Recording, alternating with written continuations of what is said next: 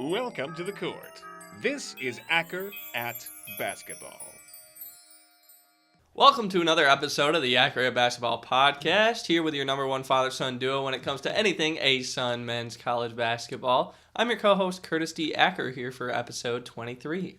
And alongside co-host Mark Acker. Welcome on back, folks. Yeah, happy to have you back again.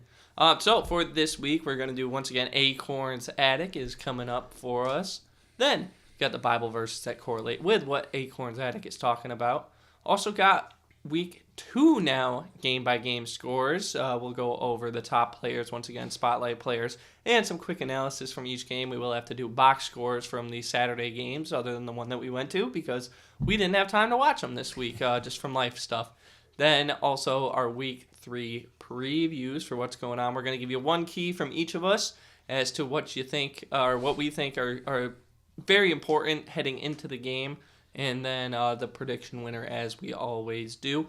Real quick before we get started with anything, though, Accurate Basketball has been doing everything out of pocket here for a while, and while we would love to continue to be able to do that, unfortunately, bills need to be paid, and we are in a spot now where we would have to have some sponsorship in order to continue forward moving with Accurate Basketball here. Not from a lack of trying on our part either. We've attempted to get some sponsorship, hit up some small fish, hit up some big fish. We just have kind of concluded that we don't necessarily have the knowledge to be able to and understand how to get it. So if you know someone that does have the knowledge, please have them reach out to ackeratbasketball@gmail.com. I'll make sure to leave that down in the description as well, that email. Or if you know someone that might be interested in sponsoring us, we have a lot of things that can be sponsored. We release the daily little snippets that we have, the 30 or about minute to minute 30 videos that we have on Instagram, YouTube Shorts, and X. Also, we release final scores for everything. We've obviously got this big episode here each week where that's also sponsorable. But yeah, we won't be able to continue moving forward, and it's something that we love doing out of our love for college basketball over the past 2 years, our love gained for the ASUN, and we'd love to be able to continue to do that, but we're just, unfortunately, bills got to be paid. But moving into what you got for Acorn's Attic. Yeah, and I guess it's a little bit in line with that. So, and we had 1 week off of me giving kind of life lessons in Acorn's Attic. Last week we were talking about food and honey, but we'll go back to the life lessons here and talk about problem solving a little bit, but it's really more focusing when you're in a spot, you're trying to get yourself through something, rather than thinking about the regret of what maybe you did wrong or what is in the way. Instead, just focusing on the solution to that problem, really identifying the problem clearly and focusing on the solution, not thinking about the past. I have a couple quotes from a couple people that I wanted to share along with that. Cool. Regular people. So one is Mel Robbins. She's an author. I think she's a lawyer as well and does some online stuff, some really good mental stuff about mental approach to life. Her quote is, "Stop wasting your life waiting, worrying, or wishing things could change. It's up to you to make things happen for yourself." So I like that very, very self-help type of focused one. I do a lot of self-help type of stuff, thinking. The other one, which is a quote that I've said for years, I didn't make it up, the quote, but I've used this quote many times in my life to kind of get through the same scenario. So it's deeply ingrained in my life, if you will. It's if a problem can be solved, it will be. If it cannot be solved, there's no use worrying about it. Very simple, pragmatic statement, and that is from the Dalai Lama 14. And again, I've used that many times when I'm feeling stressed or getting stuck in a spot. Just remember that. Very basic, simple thing. So nice. Hopefully that helps anybody out there that may be struggling to get their way through something. Nice. And Bible verses to kind of correlate with what you're talking about there. Philippians 4:6, "Be careful for nothing, but in everything by prayer and supplication with thanksgiving, let your requests be made known unto God." And it kind of goes in line with what you're talking about when I'm talking about, kind of what we talked about with Donovan Rivers when he was on the podcast, was talking about prayer. He's like, people just pray for things and then expect things to be solved. Like, no, there's still work to do on your part as well. So that's important. Actually, that's what last night I was praying. I was like, what's the solution here? What can I do to work in this solution here? And that was the kind of results that I got, was maybe just make a request known to our fans, which we're very grateful for. Thank you guys. The viewer count has increased. The likes and everything like that, that's been increasing, not necessarily just on YouTube, but on Instagram and X and stuff like that. So we really appreciate that. And that's where I got this idea from, was praying and then thinking of that, and that's what the answer was.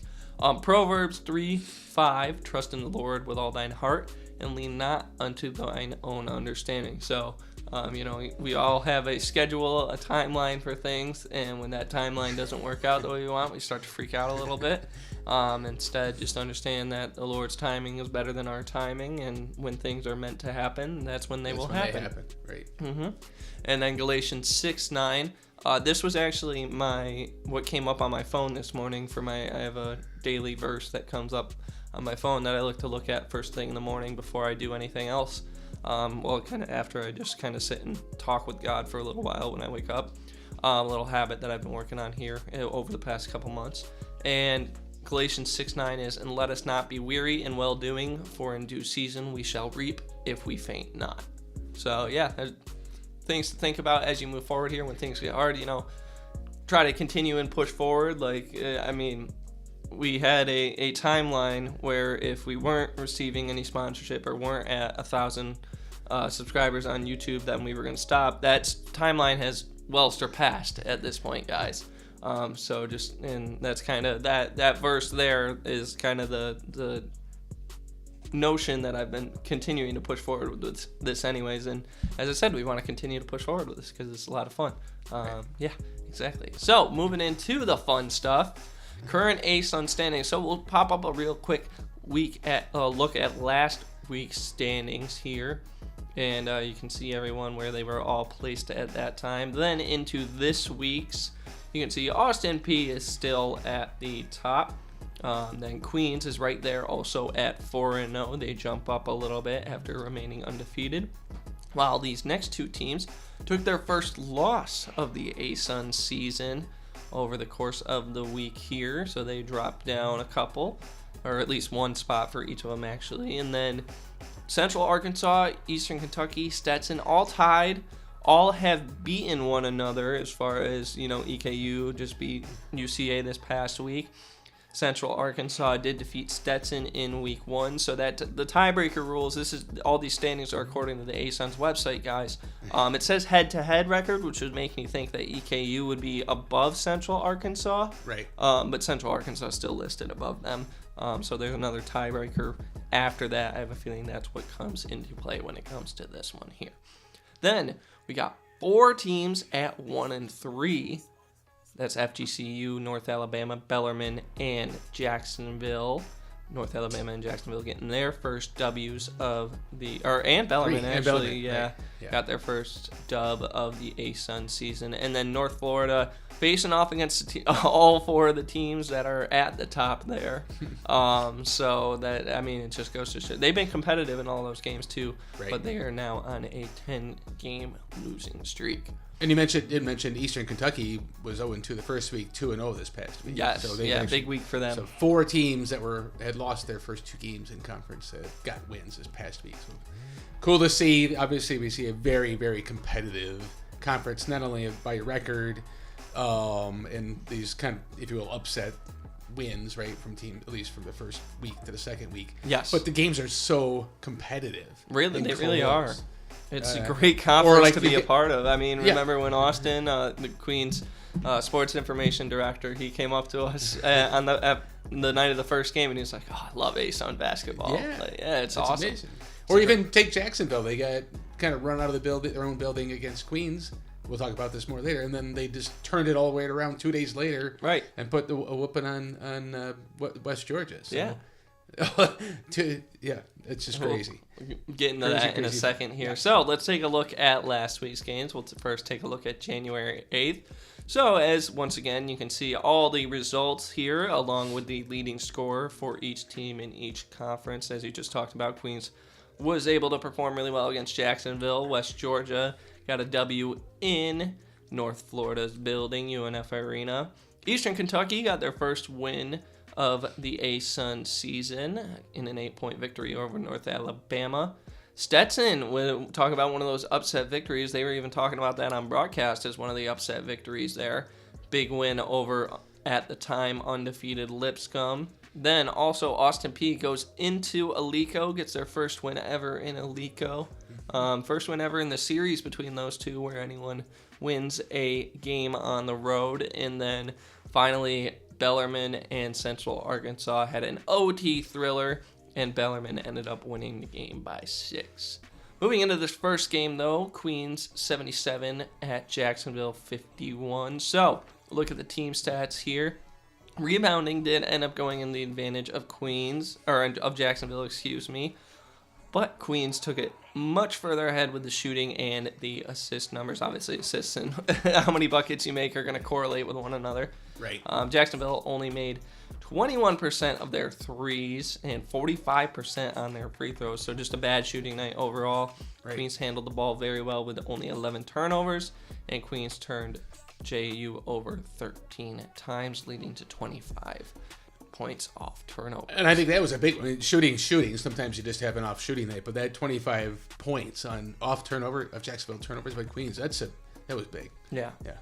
How about our leading scorers? What are our leading scorers got? So, we'll go with Chris Ashby had a really nice follow-up game after his record performance against Bellarmine with 20 on 6 for 8 from threes. Yes. From three-point land. Yeah, all of his shots were from 3. Yeah, and a much different style defense here, too, and he still delivered a great game. On the Jacksonville side, Jalen Jones, 11 points, 3 assists for the evening for Jacksonville, again, the off-shooting night. Yes, then our spotlight players here. So, we're giving the spotlight to Jordan Watford for the Queens side of things. Very efficient, 5 of 7 shooting, as you can see there.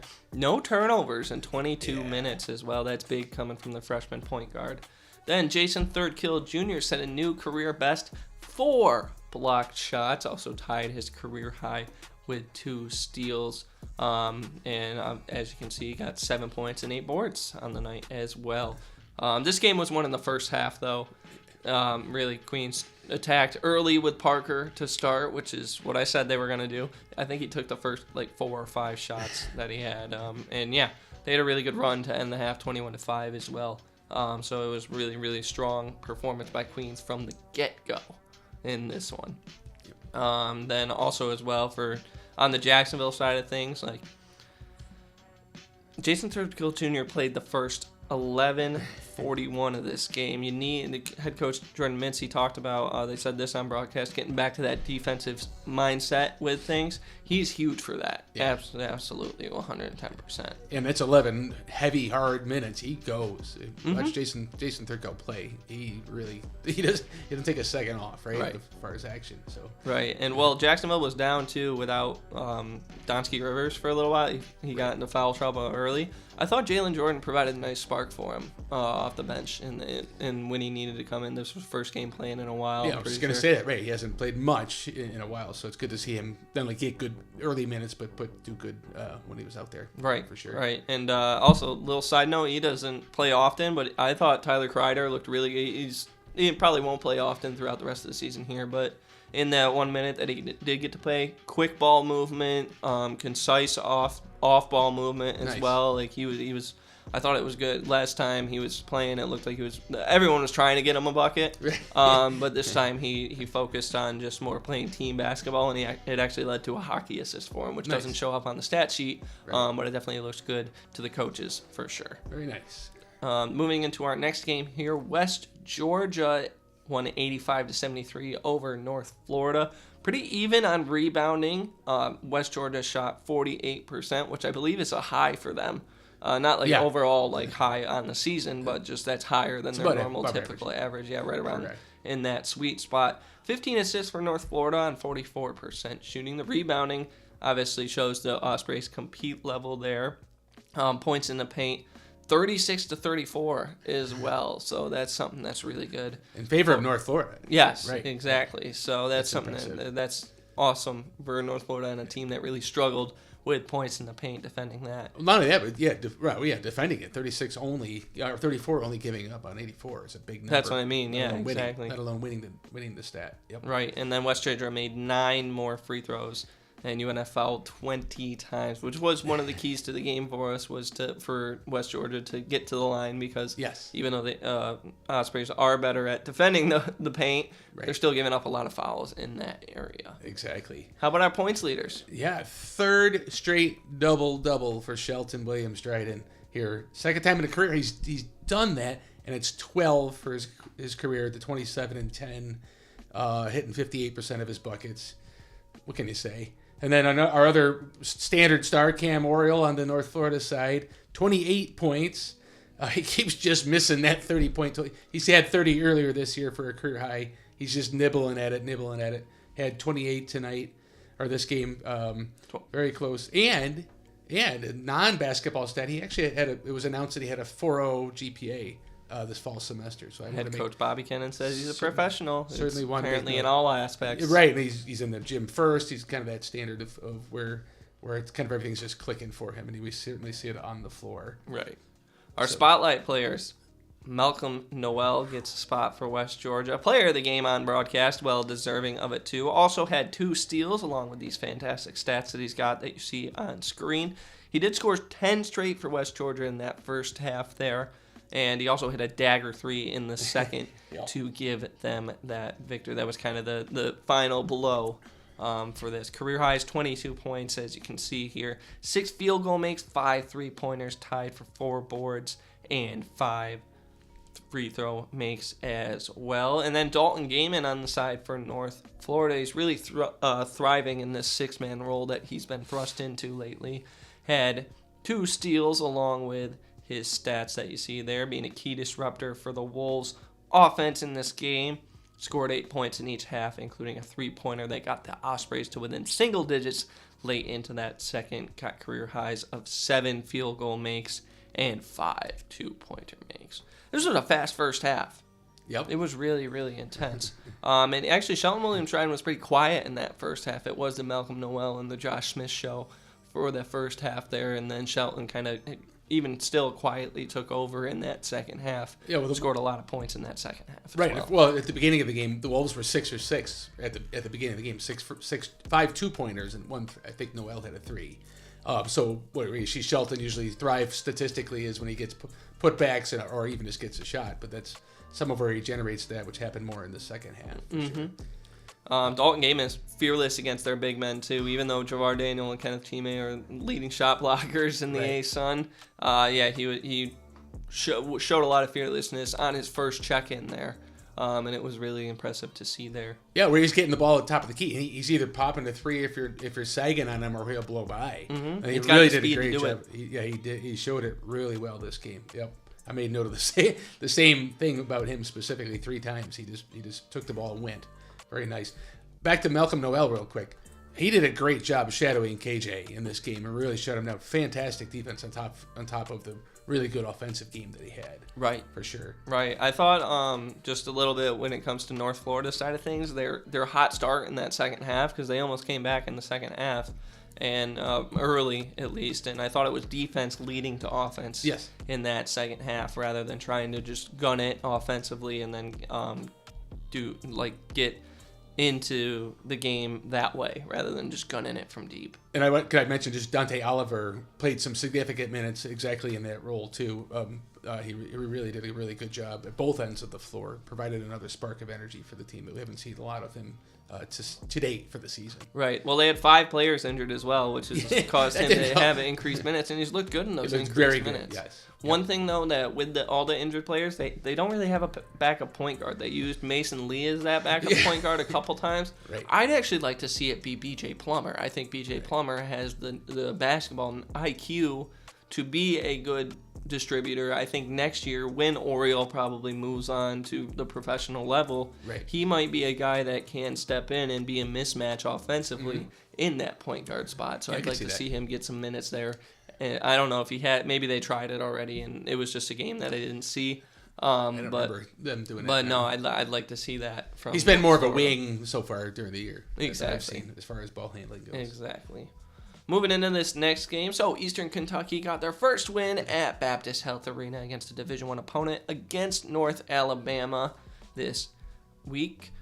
UNA had the most threes, though, against any opponent so far this season, which, with EKU being a really good three-point defending team in ASUN play so far in week 1, Right. that was a little bit surprising. And then EKU also missed 11 free throws, only 56%.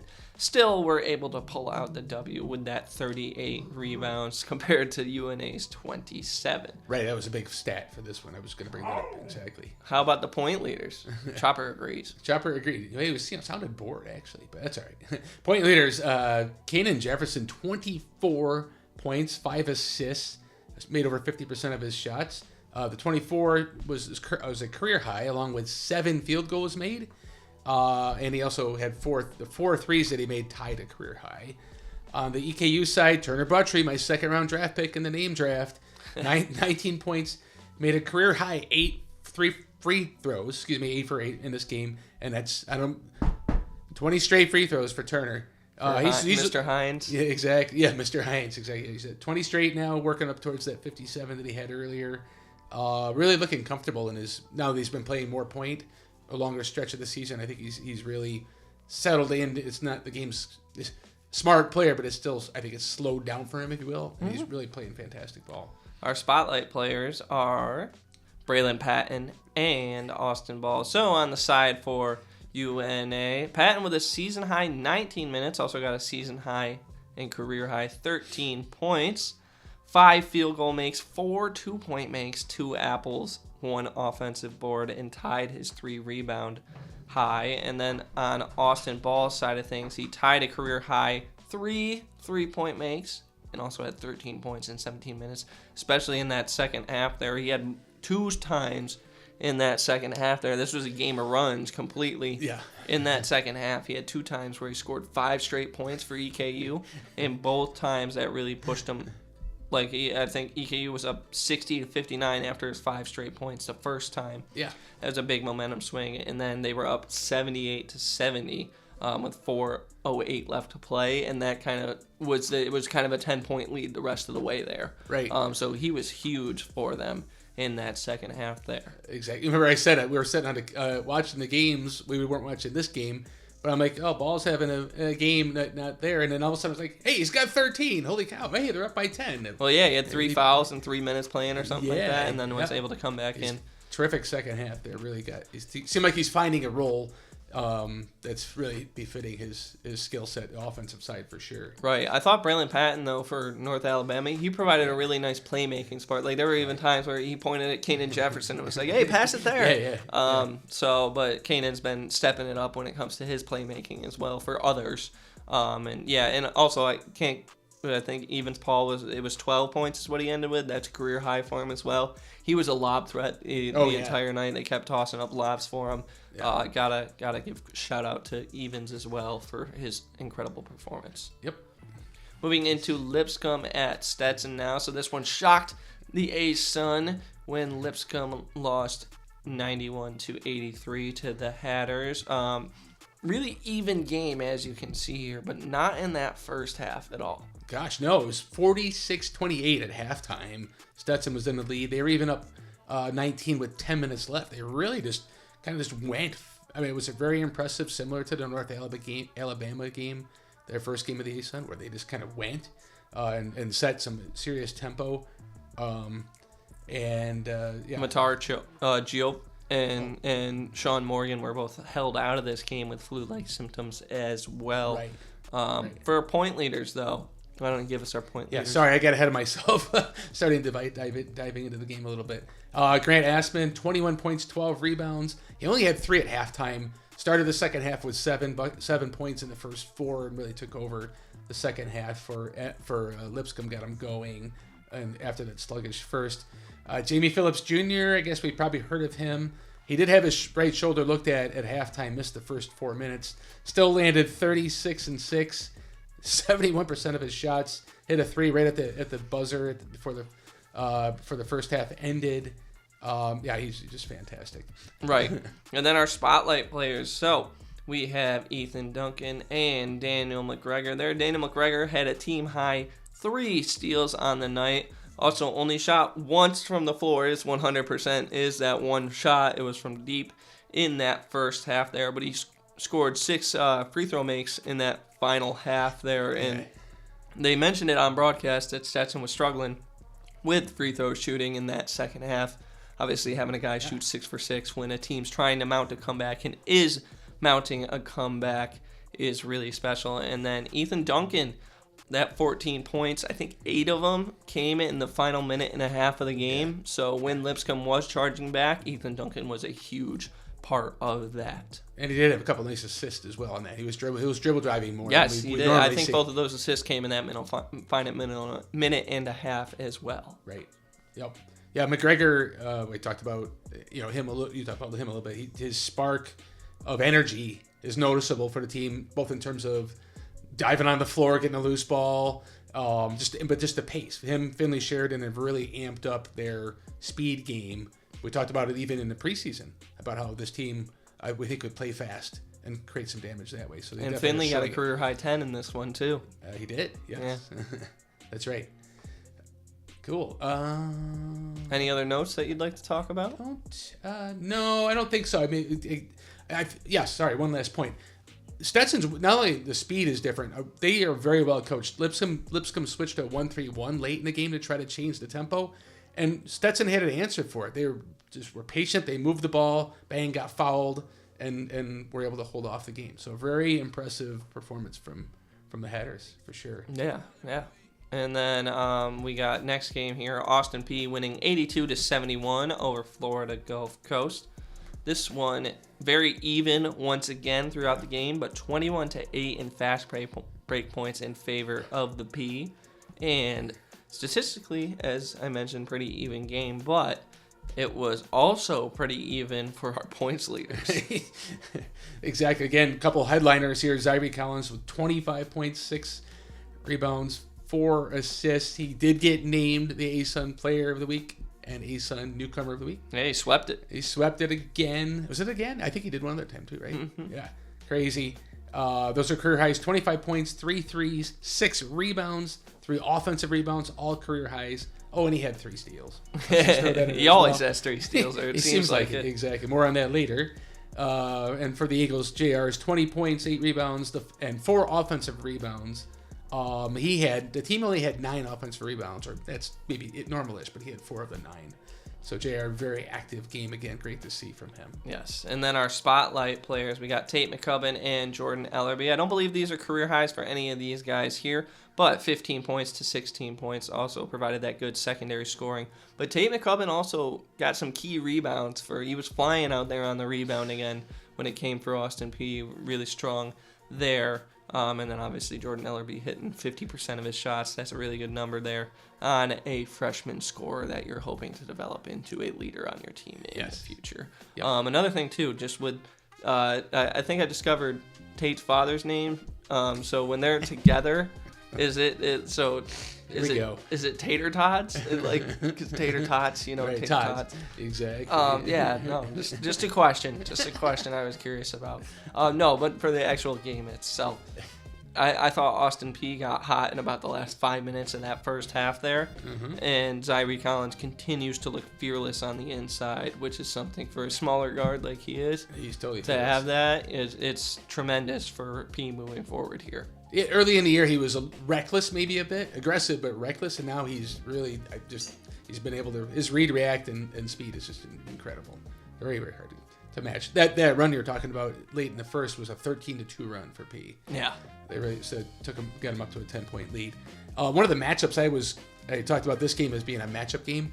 Zyree Collins versus Ramir Barno. Collins was, as far as a plus-minus points while you're on the floor, Collins was a plus 15. Barno a minus 12. A 27-point difference from 2 just fantastic players. But you see what the difference was in this game. Right. Just in general from that perspective. Right. I did think, though, in the second half, not anything against Zyree or in favor of Ramir, just team style as well. I thought Austin Peay started playing a little bit of me ball in that second half to start it off. That's when FGCU was coming back a little bit.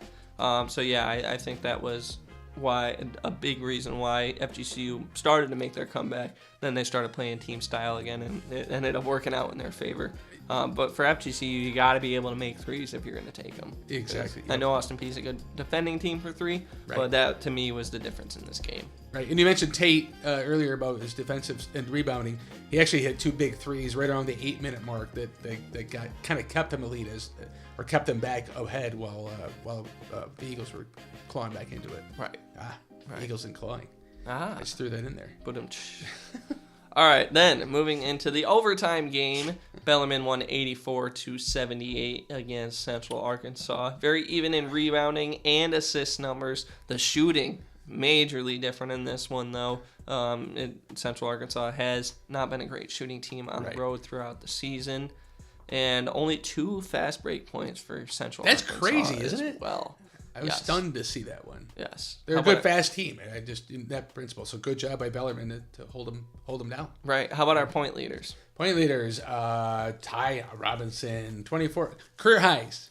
Aside from the 24, 24 is not a career high, but he had 9 rebounds. That's a career high. But he tied 5 other categories. He had a block, 7 field goals, 5 free throws, and then offensive, defensive rebounds tied his career highs for both of those. Kenyon Gooding, a really strong game here, come back with the 20 points. He's had a couple kind of lower point games, and the 20 points was a career high 8 shots made as part of that 20-point effort. Right. Also, he has not had nights down at all.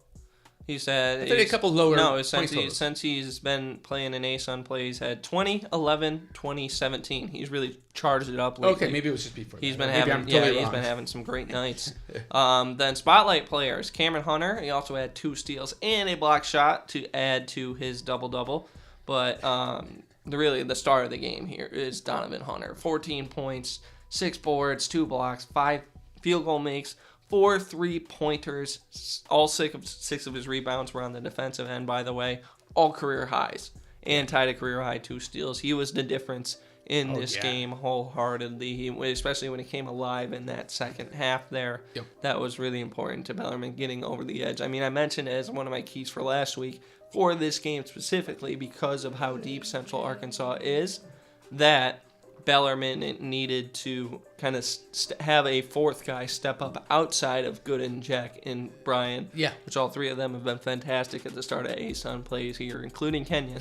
But to see a 4th guy step up is tremendous for them. They need that. They're going to need that all season long, for sure. Right. No doubt. And this game was a March feel type of game as well as top of the overtime. It was just, it had that tension, energy, back and forth activity that makes college basketball so great. Right. Another guy I want to mention too before we move on is Javion Guy King. So he did get this tying 3 to sink it, but he had 18 points in this one as well, along with 7 boards. Yeah. So he's really stepped it up now that he's been into that starting lineup. And I think they mentioned it in week 1 that on the broadcast, that he played his way into the starting lineup, is what head coach John Schulman said, based off his play. So we talked about him being a great force for them off the bench. He's now doing it once again in that starting 5. He is. Agreed. All right. Well, that's going to wrap up this first day of the week's episodes. We'll give you a little flash up to where we're sitting at predictions wise after this one. I ended up going 5-1 on this day to bring my total up to 15-3, and you had unfortunately a rough day for yourself. I said last week that you could rub it in my face this week about having a good week because I didn't think it would last for me having good times, but no, you went 2-4, so you're down to 11-7. I'm a motivator for teams. That's what it is. There you go. That's what I'm looking at it. So that's going to wrap up this first part of the episode. We're going to take a 30-second break here, and then once we're done with that 30-second break, come on back. Or if you want to just tap 3 times once I'm done talking here, you can pick back up where we pick back up.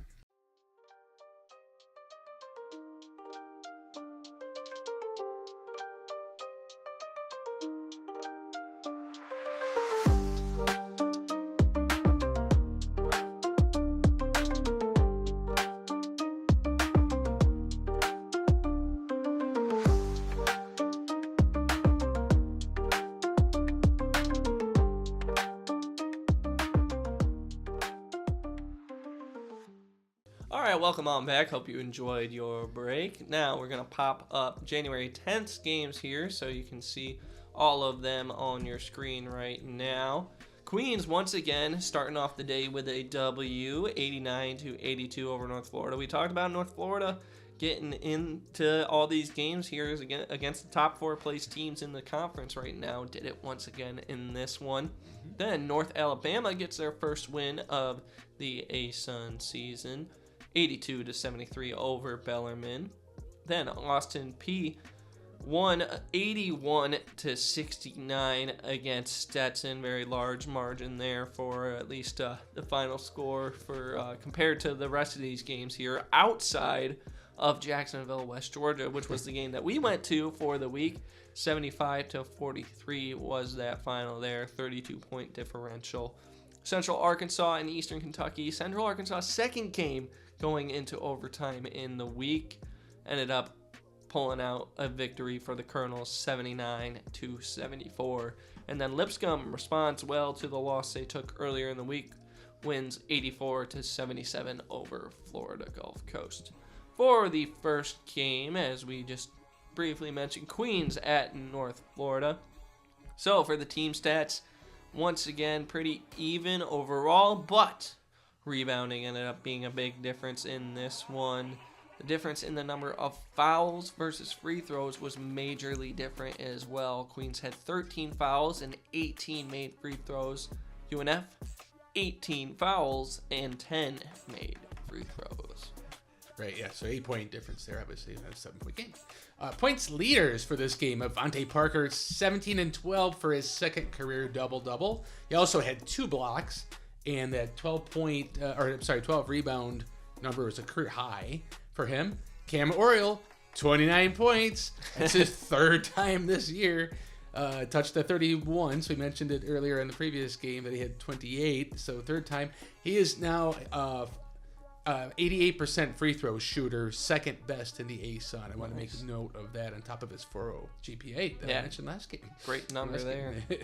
But there was another Queens player that scored 17 in this one. Lots of guys scored over double figures in this one, but spotlight player Nasir Mann, because he got those stats that you're seeing on screen there, really efficient night shooting, but also 3 steals, which led the team and also tied his career best. Then Kent Jackson responds really well to having an off game the game prior against West Georgia with 16 points, 4 rebounds, 1 assist, 46% from overall on the field, and then 2 steals along with those stats that you're seeing up on screen. He's scrappy. He's a scrappy player. Yes, he is. So for kind of our game notes with this one when it comes to just the overall box score, because I actually was able to watch the first half of this game. Right. North Florida did a really good job defending in that first half, and then they kind of slumped a little bit in the second part of the first half. That really ended up being a major difference in this game for me.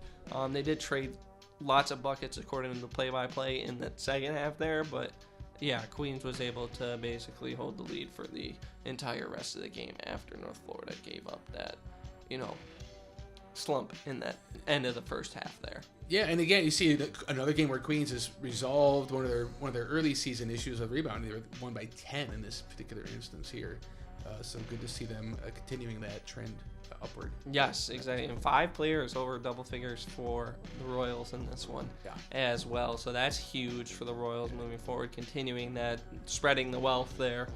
That's probably what's leading to higher assist numbers, although they only had 14 in this game, but just in general.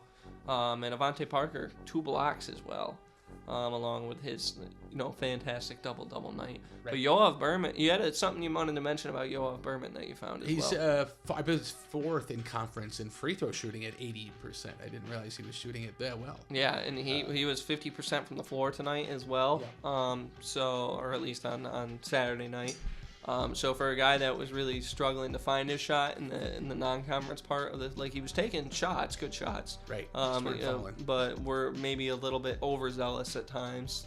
Even mentioned by head coach Grant Leonard when we had interviewed with him and we were talking about Yoav. Yep.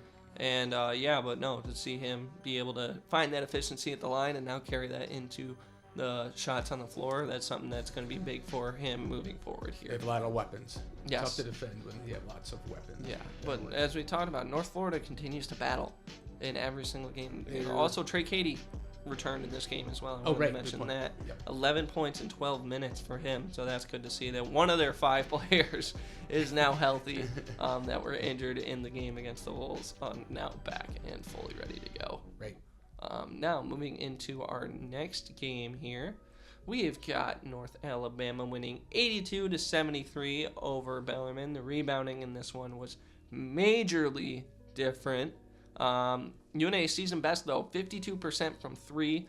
Also, assists versus Division I opponents, that 15 number there, which is a lower assist number just in general for this conference, but still, that's better to see out of them.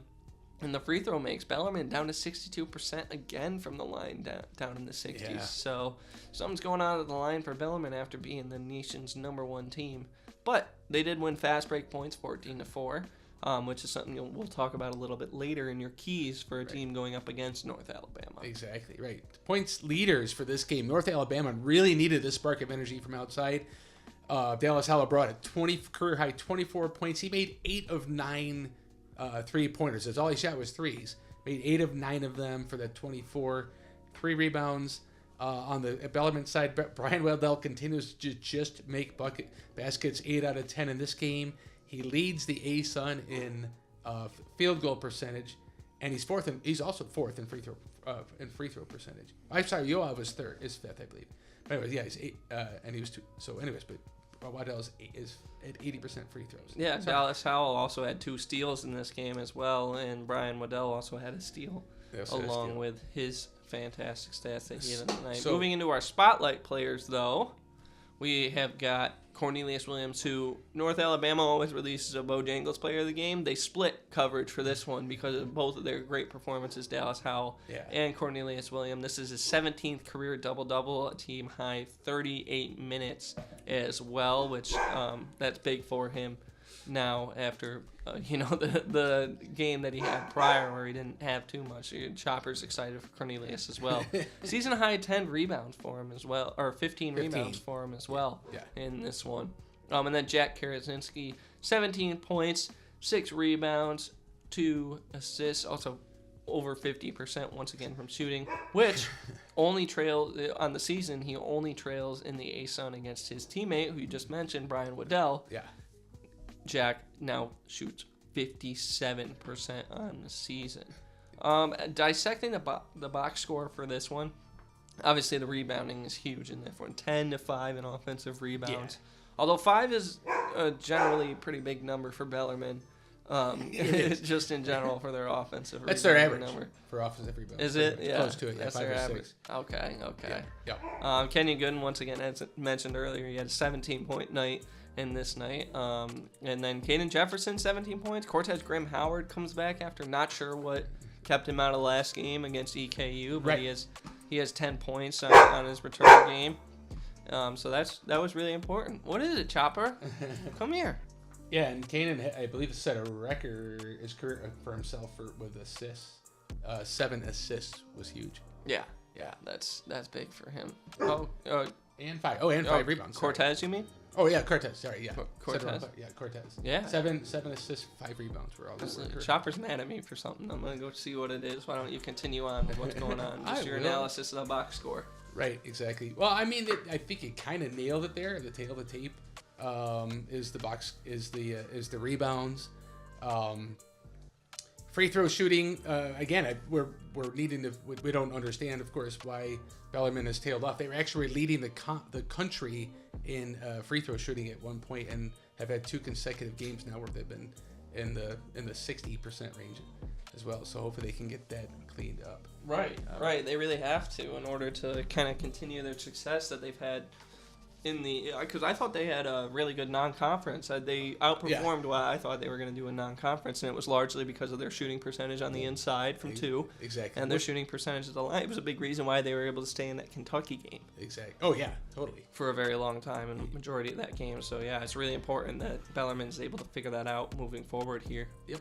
Exactly. Moving into the Austin Peay 81-69 victory over Stetson. So obviously big difference in points there. Well, I guess it's not huge, 12-point difference. Right. The game was closer than the 12. Right, in terms right. of Well, this game you actually got to watch, right? Yeah. Yeah, Exactly. so we'll get into that in a little bit in a second here. The shooting was obviously huge in this one, though. No Jamie Phillips Jr. That could have been a reason that the shooting for Stetson would have gone up. Yeah. They probably missed him in this game. Points off turnovers as well. 15-5 in favor for the Peay. That's huge for them moving forward. And then steals to turnover ratio as well. Exactly. Was Yeah. big in that one. Oh, huge difference. 16. Again, you take the steals that you generate plus the turnovers that the other team has. Add those together. Austin Peay was a plus 16 compared to Stetson in that category. 26 versus 10. Yeah. So which is a common theme for Austin Peay. They get scrappy on defense. They double team hard, and that's the result of it. You get that. You get a lot of fast break and free points that way. Yeah. For sure. I did like that Stetson won the field goal shooting attempts. The 64-58. They took 6 more shots. So that was a good stat for Stetson, showing again how their pace of play is. Right. Points leaders. We've heard of this guy also, Colin Parker, but before, with 27 points on a career high, another career high, albeit his first year here in Division I level, but 12 field goals made, 10 of them from 2-point land. Those are both career highs for him. And Colin Cool, 18 points, 9 field goals, and all 9 were 2-pointers, obviously. All They of get them 18 from two, points. yeah. Those are all 3 stats are career highs for him. He also had a block shot and a 75%, and in addition to the 2 assists, Right. on 75% from the floor. Right. So a very nice game there from Colin Cool, filling in for Jamie. Why don't you give away our spotlight player stats as well? Because I'm Spot- going to take care of Chopper real quick. Exactly. We've heard of this guy also, Zyree Collins. Man, it's amazing how these guys just keep performing and improving game after game for Peay. Zyree Collins with the 17.7 rebound effort. The 7 rebounds was a new career high. Also tied his career high with 6 defensive rebounds, and he had another 4 assists. Now he's leading the ASUN with assists, or 4 steals. Excuse me. He's leading the ASUN in steals at 2.3 per game. On the Stetson side, Finley Sheridan, a season high 11 points. This is his second straight double-digit game. We mentioned before he had 10 last game. Also had a season high 7 rebounds, including 3 on the offensive side. Season high. Second straight game with 7 rebounds. So you see a huge numbers coming from Sheridan as he's starting now and contributing major minutes. He also had a block shot in this game. So very nice performance from one guy who we've been seeing all year and another guy who we're seeing emerge recently in Sheridan. Right, and well, not only Sheridan stepping up his game, everyone stepped up their game Yeah. with Jamie Phillips Jr. being out. 5 players in double digits, all the guys in the starting 5. Yep. For Stetson. I would like to see Ethan Copeland continue to improve on his field goal efficiency. It's kind of slumped down here into ASUN play, but that's also because teams know they need to guard him because he's a shooter. Right. So I'd like to look for him to maybe find a way to... Jake Johnson as well. He's been good from the field goal line, or from the free throw line. Yeah. But he's been struggling to get efficient field goal percentages up. But both of them are shooters. That's probably why that's the case, is because the teams know that they got to guard them. And there really aren't that many shooters on this team outside of those 2 and Jamie Phillips Jr. Right. But Everyone else is kind of an inside guy. But they're both contributing in other ways as well. You see Copeland leading in rebounds. First career double-double for him at the Division I level. 12 points, 12 boards. Exactly. I mean, and he had a bunch of steals and assists. Other games too. They're just playing smart, timely, smart plays in the games. At critical times in the games, they're stepping up and doing other things aside from just scoring. Right. Despite this being a 12-point loss, I think Stetson's been a team that surprised both of us in ASUN play at the start of the beginning here. Absolutely. In this game, Peay was up by 15 minutes, 16 minutes left in the game, and Stetson just worked their way back through kind of what you were just talking about, just sticking to what they've been doing well recently, moving the ball really fast. They move the ball around the offensive zone kind of like Bellarmine does. I think I even said that in the game. They'll try one side, and they'll just swing it to the other side and attack.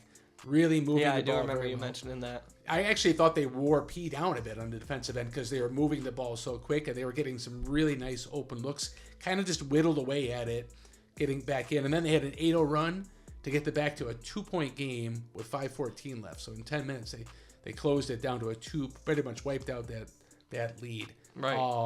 You got a great quote here from head coach Corey Gibson. I want you to talk about with, the leading scorer of this game. Yeah, can I one more point about of course. after it got down to 2, Coach Gibson took a timeout and kind of reset things a bit. Unfortunately, Colin Cole got his 4th foul, and that kind of changed the complexion a little bit. And Peay was just scrappy. They got back to scrappy after that and were able to pull it out. Is really what happened. Right. And then, so the lead into that, Coach Gibson said about Colin Parker, he said he's an NBA player. That was his quote.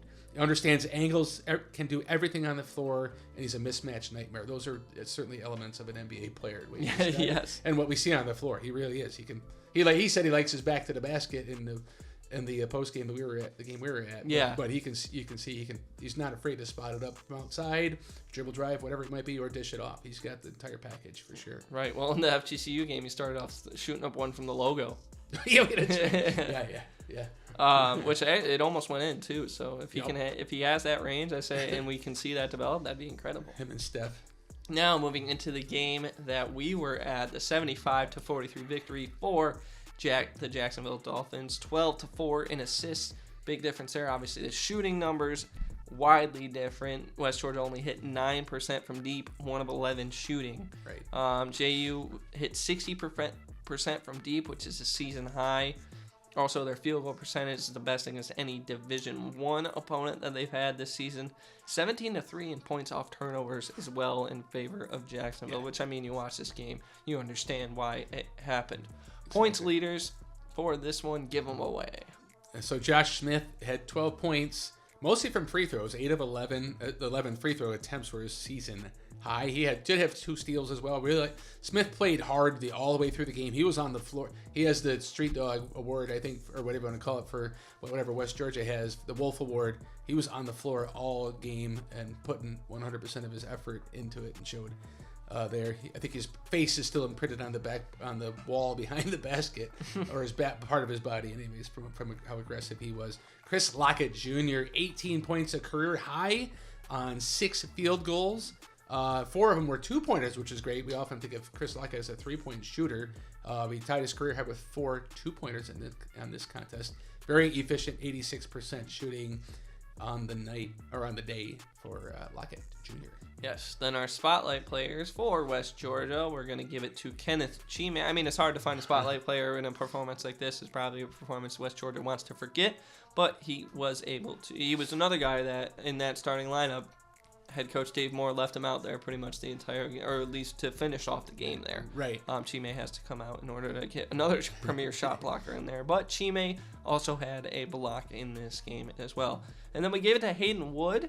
His 2 career steals ties his career best as well. Also a career high 4 apples in this one. He was just consistent throughout the entire game. It felt like in that first half, it was a lot of Jason Thirdkill Jr. I think he had 11 points in that first half, ended up finishing with 13.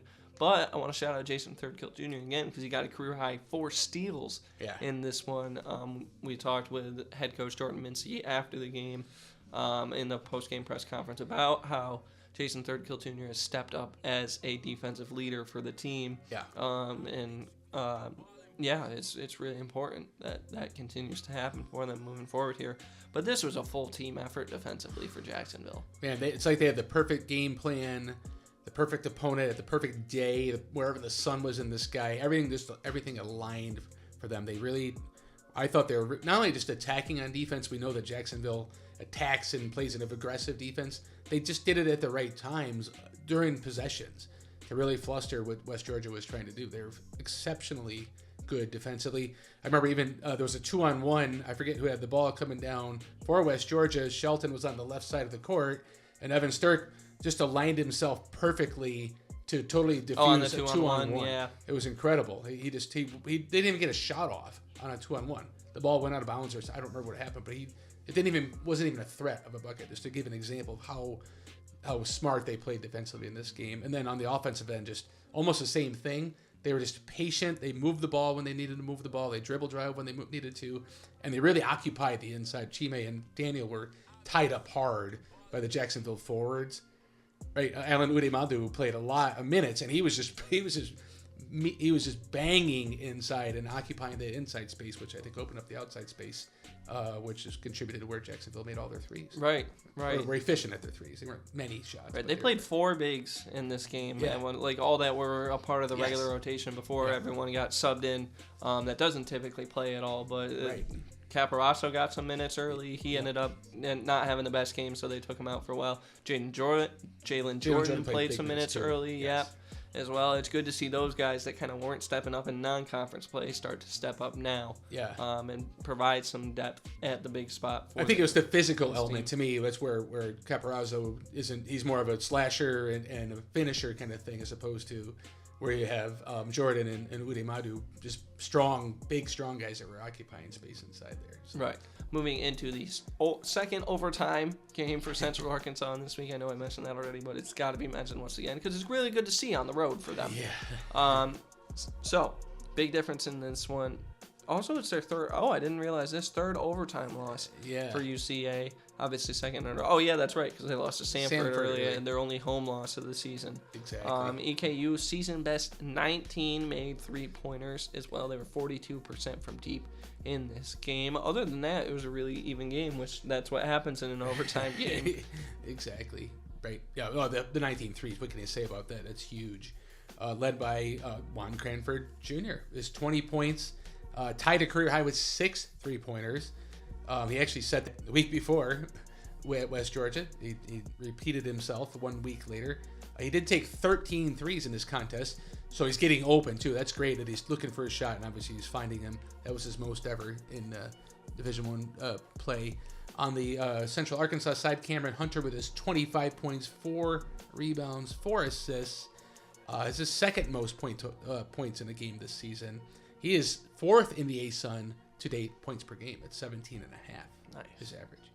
Spotlight players are, Luke Moore. They're great to see him rebound and have a great night shooting after his, unfortunate poor night shooting against Bellarmine. Career best 17 points, 6 field goal makes, and also tied with 3 threes and 3 steals as well. And then Austin Ball gets the spotlight once again for EKU. Set a career high 5 threes in this one. His 11th time hitting 50% or more of his threes on a night. That really provides that nice secondary scoring punch when they really need it. And this did it once again from the bench, so maybe that's something that we'll see coming forward here. Because Jackson Holt also can provide some shooting in that starting lineup as well, but he provides maybe a little bit more defense than Austin Ball does. And then have Austin Ball be that secondary guy off the bench that continues to provide that scoring punch. Yep. Good to see the Colonels get healthy here. Right, you mentioned the bench. They had 10 players play. That's that might be a season high. But 9 of the 10 actually contributed over 10 minutes per game. So they really were able to get everybody on the floor and do some damage there. Asa had another good. He had 16. Asa White 16 minutes of action in there, and was. I think you said you noticed him making a difference out there as well. Yeah, and I think Jalen Cooper brings a big difference as well. Especially in the rebounding department, his effort. Like it was mentioned in the North Alabama game that head coach A.W. Hamilton said he still didn't have his game legs back under him, but he's got his rebounding legs back under him. He had 7 in that game, 8 in this game. Also adds 2 steals in this game, probably 2 clutch steals when they really needed it, knowing him. Yeah, it's the depth that they have now seems to be priming them for perhaps a top finish in the ASUN coming up here. Kind of back to where everybody predicted them to be at the beginning of the year. The health was a major I kept saying in the non-conference play, don't sleep on them coming into ASUN play here. Exactly. And they're certainly showing it here early, even with their I can't remember what the point loss. It was 91-89 against Queens in week 1, correct? Opening day for the ASUN. Yeah, that was Cooper's first game back. Yes. His hand injury. Yeah, which he's still wearing something on his hand, by the way, but it's good to see that he's fully healthy enough to play at least. Then moving into the final game from Saturday, 84-77 win for Lipscomb. Season low 5 3-point makes for FGCU. Once again, not being able to shoot the ball efficiently from the outside, 29% on the night. Only 36 points in the paint, but 30 baskets total. Right. So that focused on the mid-range in this game. Then Lipscomb season best versus Division I, 52% from deep, 14 of 27 on the outside. Very, very even in fast break points. And then also the free throws, Lipscomb was +6 compared to FGCU, which is a big difference in this game, shooting 86% from the line. Exactly. Our top scorers for this game, Charlie Williams. It was great to see him jump out with this game. 27 points, 8 field goals made, 3 blocks. Those were all career highs for him. Yeah, and he hit 7 of 8 free throws. Those were 7 free throws. This is best on the season to go along with his 2 assists and the 7 rebounds as well. On the Florida Gulf Coast side, again, J.R. Konechny really bringing it. It's a 6th career double-double for him, the 26 and 10. Here, career best 12 field goals, 11 two-pointers. So we talked about, you mentioned the two-pointers earlier, the mid-range that he was able to exploit there. And he tied his career highs with 9 defensive rebounds, 4 steals. He also had a blocked shot. So, man, what a ball game from JR. Yeah, an all-around game from JR. Very, very good game. Exactly. Our spotlight players are Titas Sargunis and Ramir Barno. So career high 6 threes for Titas in this one. All of his shots that he made were from deep, 6 of 10 from outside. Yeah. So 60% shooter on the outside. That's great.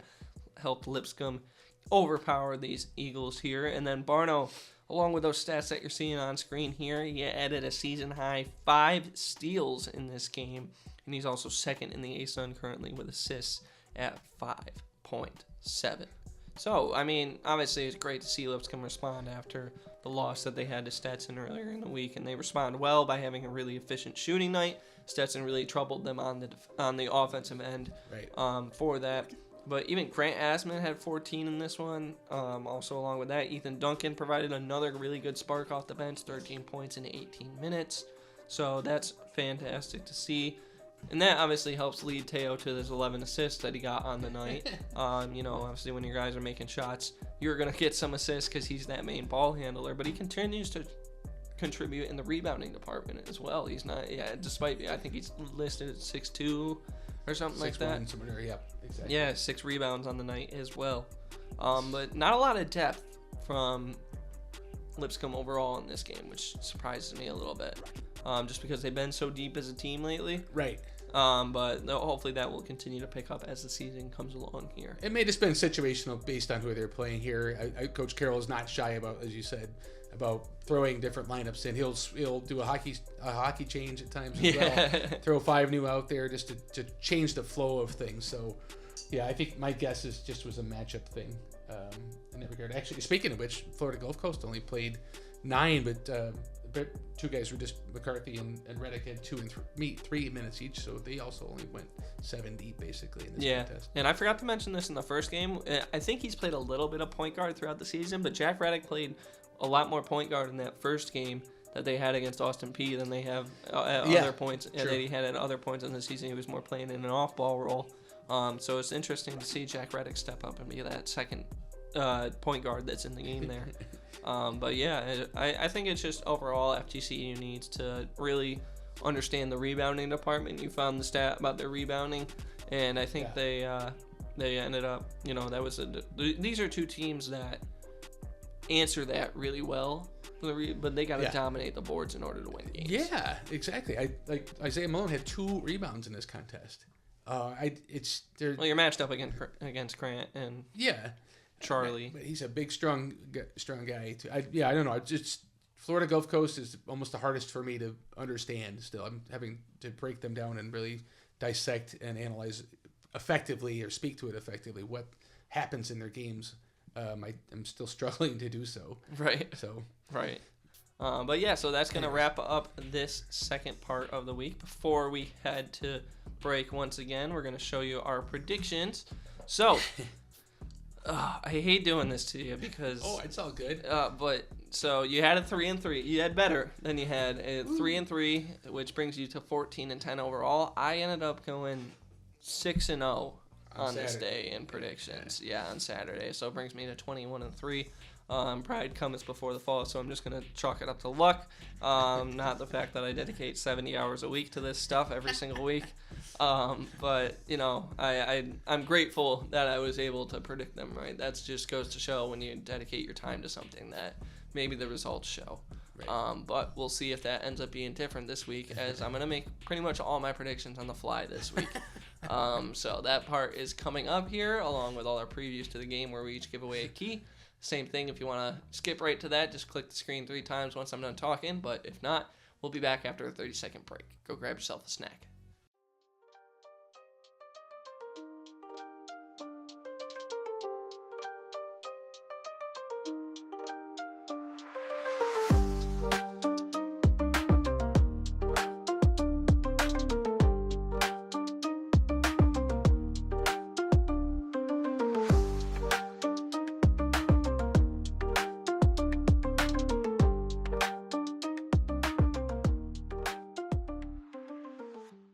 All right, welcome on back. So we're getting into now our what's upcoming for the week.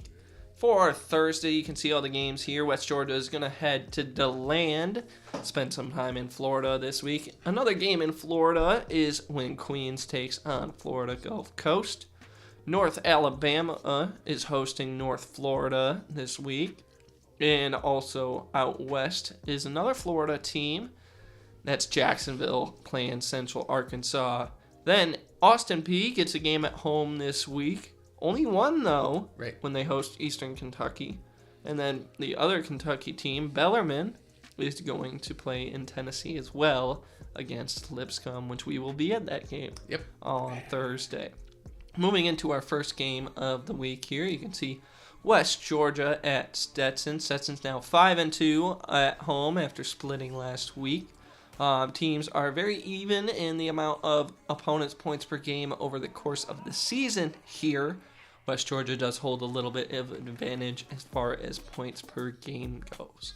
So, for my keys for the week, we'll start with West Georgia for it. I'm going to go with the fact that they're 1-4 when they're under 30% shooting from 3 in games. So, I'd like them to take a good amount of threes, because as I mentioned last week, the more threes that they take, their percentage tends to drop further and further. But so find maybe around in that, I think it was like the 17 to 20 range. Take about that many and hit about 35% of them. Yeah, that would be a good one. Right. I'm going to go with the Olivia. I called it Olivia Newton-John, which you probably won't get, but she had a song called Let's Get Physical back in I know the song. Oh, you know that one? Awesome. Yes. Anyway, so yeah, but I think the Wolves need to get physical on defense. They were really out-muscled by Jacksonville last game, and we've seen that not just in that game as well. And the Hatters have been getting it inside. Even although they've been moving the ball, they're also getting it inside.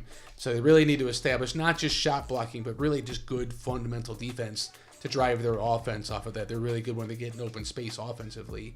But let's generate some movement going from the defensive end. Nice. I'm going to call for Stetson now. We'll move into our Stetson keys. I'm going to call for pressure defense on West Georgia. I mentioned it last week. Jacksonville didn't end up playing it at all in the game that they won, which maybe they got something figured out way better that works against them. But force West Georgia to make quick decisions on the ball, especially when inbounding the ball. And Stetson has had at times run a press defense, and it's worked really well. So I would like to see that from the Hatters in this game. Nice. I'm going to go with speeding on offense, similar to what my key was for Jacksonville. They've been playing fast recently on offense, right? The Hatters, they've been really moving the ball well, cutting to get open spaces, creating open shots. If they can do that by passing, getting the Wolves to chase, that'll be a huge advantage for them. Targeting about 15 assists. They've actually had 14 against Lipscomb, 19 against Austin Peay last game, both above their season average. So if they can get 15 or so in range, I think that'll be a key for the victory for them, if Stetson is to win this game. Nice. Who you got for your winner? I have Stetson winning this game, probably because of what I just stated there. I think they're going to succeed in that front better than the Pack is going to be able to defend. To me, that's still the key here. It's a big benchmark here for Stetson. Well, it's a big benchmark I think it's for both teams, really. Stetson's got momentum. Can they keep it? They've won, lost, win. So can they keep that momentum going against a good, strong team? And obviously for the Wolves, can they come back from the downer that they had in Jacksonville here? So, but no, I have the Hatters winning mostly because I think they're going to execute offensively. And then again, one other point was just neutralizing Malcolm Noel. We saw Jacksonville do that offensively, put him in spots where he's uncomfortable, and they were successful that way. So if they can do that as well.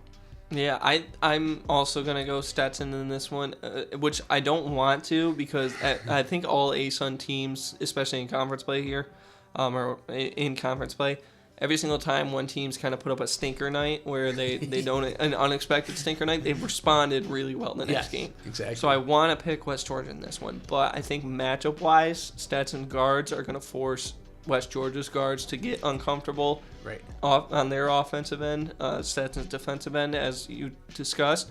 But the shooting is really important for Stetson in this one. If they have a bad game shooting, it's going to go to West Georgia for sure, because West Georgia's proven throughout the season here that they can win games while not shooting well. Exactly. They are scrappy. Moving into Queens at FGCU. So, in this game here, a lot less opponents' points per game over the course of the season from FGCU. That's been one of the big things for Queens, especially from the coaching staff, the players. They've all vocalized that they want to get better at defense. They have been lately. Yep. They got 2 wins on the road, their first 2 wins of the road on the season, getting themselves over 500 overall. FGCU is 5-5 at home now after dropping both games last week. So something big needs to happen from FGCU in order to figure it out. But what are your keys? So my key for this game is going to be to win the turnover battle for Queens. In their 9 wins, they've won the turnover battle 6 out of the 9 games, so 6-3 when they win turnovers, meaning less turnovers than their opponents. And then their 8 losses, it's almost the exact opposite. 2 wins, 6 losses when they lose the turnover battle. So they're much better when they win the turnover battle. It's straight and simple there. So gotta win that matchup here. Right. My key for Queens is 3-point shooting. The FGCU obviously struggled last week. They were under 30% both games last week. Take advantage of that. Queens is obviously a very good 3-point shooting team, and just huck them up so that way you can force FGCU to try to match what you got, which will actually kind of lead into my FGCU key. But what's your FGCU? My FGCU key is win rebounding. They've got it. We talked about that earlier here. That's their key stat that I can find, but I think it matches the game flow as well. It's hard to explain, but there'll be one guy rebounding and the other 4 will be thinking about something else, ready to run down the court, or maybe not, just a gap in time, or didn't quite get aggressively enough. They need all 5 players to commit to rebounding every time, right? Commit to that. They got speed. They can run down the court, but don't get ahead of themselves. Okay. My key for FGCU is action, not reaction. So I felt like against Austin Peay, they would respond and try to answer to how the Govs scored the previous bucket. Like there was times where they'd shoot a 3 and then all of a sudden FGCU goes down, shoots a 3, misses. Goes get an alley-oop, Zaire to Rashad, and then FGCU responds by trying to go get an alley-oop with their own. Dunk City. Just play your game. Play with what the defense is giving you. Don't respond on offense to how you were just scored on. Right. Gotcha. Who's your victor? I picked Queens to win this game. I think they're more cohesive. They've got more weapons. I think they've kind of gelled into where, like we talked about Yoav earlier, he knows his role. Right? Wofford knows his role. I think they're clicking better. If someone has an off night, someone else is going to pick it up. I think anyway. So I think Queens is just more solid in that context, enough to win this close battle. And also, Florida Gulf Coast is 5-5 at home. They don't have a huge home court advantage, at least record-wise at this point. They haven't shown any domination there. Right. Well, they did in the beginning of the season, just not lately. Not lately, right? No. For me, I'm gonna go Queens as well, mainly because Queens has answered their rebounding struggles that I had. Like whenever they would get out rebounded by a bigger, stronger, faster team, they would lose by a lot. Right. And that's FGCU's kind of main advantage against teams that we found over the course of the season here is when they're out rebounding teams or when they're performing better in the rebounding department, they're winning games. Yep. And since Queens has figured that out on their end, I think Queens has the advantage in this game overall. So I'm giving it to Queens. That makes sense. I'm just going to match you. That way my record will be the same as yours. All right. Well, who knows? I might be wrong. And I might go 1-11 this week. I'll still be tied. North Florida at North Alabama is next. So the Ospreys, obviously being 0-4, looking for that first victory against a team that just got their first victory in their last game that they've played. So 3-3, not a home advantage for North Alabama here. They were actually the only team to lose at home, but much bigger advantage as far as defense versus offense here. North Florida, 90.1 points per game overall in a really tough non-conference schedule, but 75.6 from North Alabama in this one. So my key for North Florida in this one is if they have a 3-point advantage to use it, because North Alabama has performed the past 2 games shooting really well from 3, but can that be consistent moving into this next week here? Yeah. They are one of the lower half of the teams in the ASUN when it comes to 3-point percentage, just overall on the season. So if you've got that 3-point advantage, definitely use it. Yep, and mine's similar, and it's for North Florida, is use your speed to generate that scenario. I don't see North Alabama's, they don't play defense fast. They're kind of a bog you down type of defense. So I want to see North Florida ramp it up, get down the court, get some transition on a defensive rebound, even on a made basket, turn it and go, and get to use the mismatch there on speed, getting down there and getting the shots off. Everybody shoot threes in this game. Nice. Yep. My key for North Alabama in this one is banging inside. Your bigs are way stronger than North Florida's bigs are, so you got to take advantage of that in this game. But I don't want that to lead to that individual play that we've discussed with North Alabama. If they start having that lead to playing individually, and everyone just trying to get buckets when they have the ball in their hands, then it's going to turn into a problem. Right. Well, I have. You kind of mentioned my key is kind of a combination. I have 2 keys, and they're both a combination of what you just said. I'm going to go with Neil in the coffin. Cornelius Williams, hopefully he's back. He played 38 minutes last game and was dominant on the court. He's just a difference maker, plain and simple, against any team. Given this matchup here, it's a huge one for them to take advantage of in this situation. So, to me, he's their key. Thanks. Yep. Who's your winner for this contest? I got North Alabama just for the same reason as my North Alabama key is. They win the Osprey. I mean, as we've talked about, they've been a lot better at interior defending this year, or this year in 2026, than 2025. But North Alabama's bigs are just so big and dominant that I think that's really a bad matchup for this North Florida Ospreys team that's playing a lot better basketball lately. And I'm hoping they get a win at some point here. Right. But I just don't think they're going to tonight. Yeah, I'm with you on North Alabama winning this contest. They've, as we talked about, North Florida has changed some of their roster makeup too a little bit in terms of who's starting and minutes. But they just don't have the depth inside to challenge what North Alabama brings. And again, we've seen a different rotation of players in minutes for North Alabama now. They're getting more action on offense. They're moving the ball quicker. They're getting more assists. So you're going to see those opportunities open up better. I think this is a good game for North Alabama to continue. Get on a winning streak here. Right. Well, they averaged 81 points this week compared to 61 last week. Right, exactly. Yeah, it's 81 to 61. And there was assist difference averages too, right? Right. The first week of the season, the first 2 games of ASUN time, 5 assists in each game, an average of 5, an average of 13 in their 2 games this past week, with the 81 points average that they had then. So yeah, there you go. Nice. That's what those changes they're making are showing off. Now our first game that's not at 7, instead at 7:30, is Jacksonville at Central Arkansas. What are your keys for a key for Jacksonville here? We're going to get into the tail of the tape at all, or are we going to go right into that? I guess I should discuss that. So, obviously, a big advantage as far as points per game goes here for Central Arkansas, and pretty even in the amount of opponents' points per game that they've given up. Central Arkansas, as we mentioned earlier in the episode, their only loss at home is an overtime loss. Jacksonville only has 1 win on the road for the season, 9 losses. So that's definitely a glaring advantage here. Exactly. Now give me your key for Jacksonville. So my key for Jacksonville, I'm going to go say be the hunter. So we know Cameron Hunter is a real huge offensive key. The offense really flows through the Bears for them. So I think Jacksonville is would be a key is for them to really just double him, bang him, get him frustrated. We know they have the bodies to do that. We're not talking about analysis yet, but I think that's a huge key for them is to bog down Cam Hunter. Okay.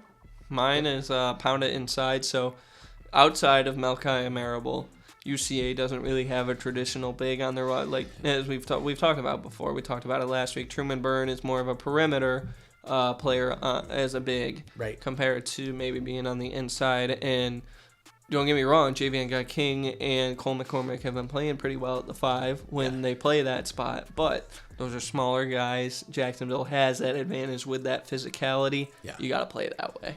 Yep, I like that. For Central Arkansas, I think it's matching fire with fire. That, in other words, be physical against Jacksonville. They pressure them back. Right, we know Jacksonville does that on their defensive end.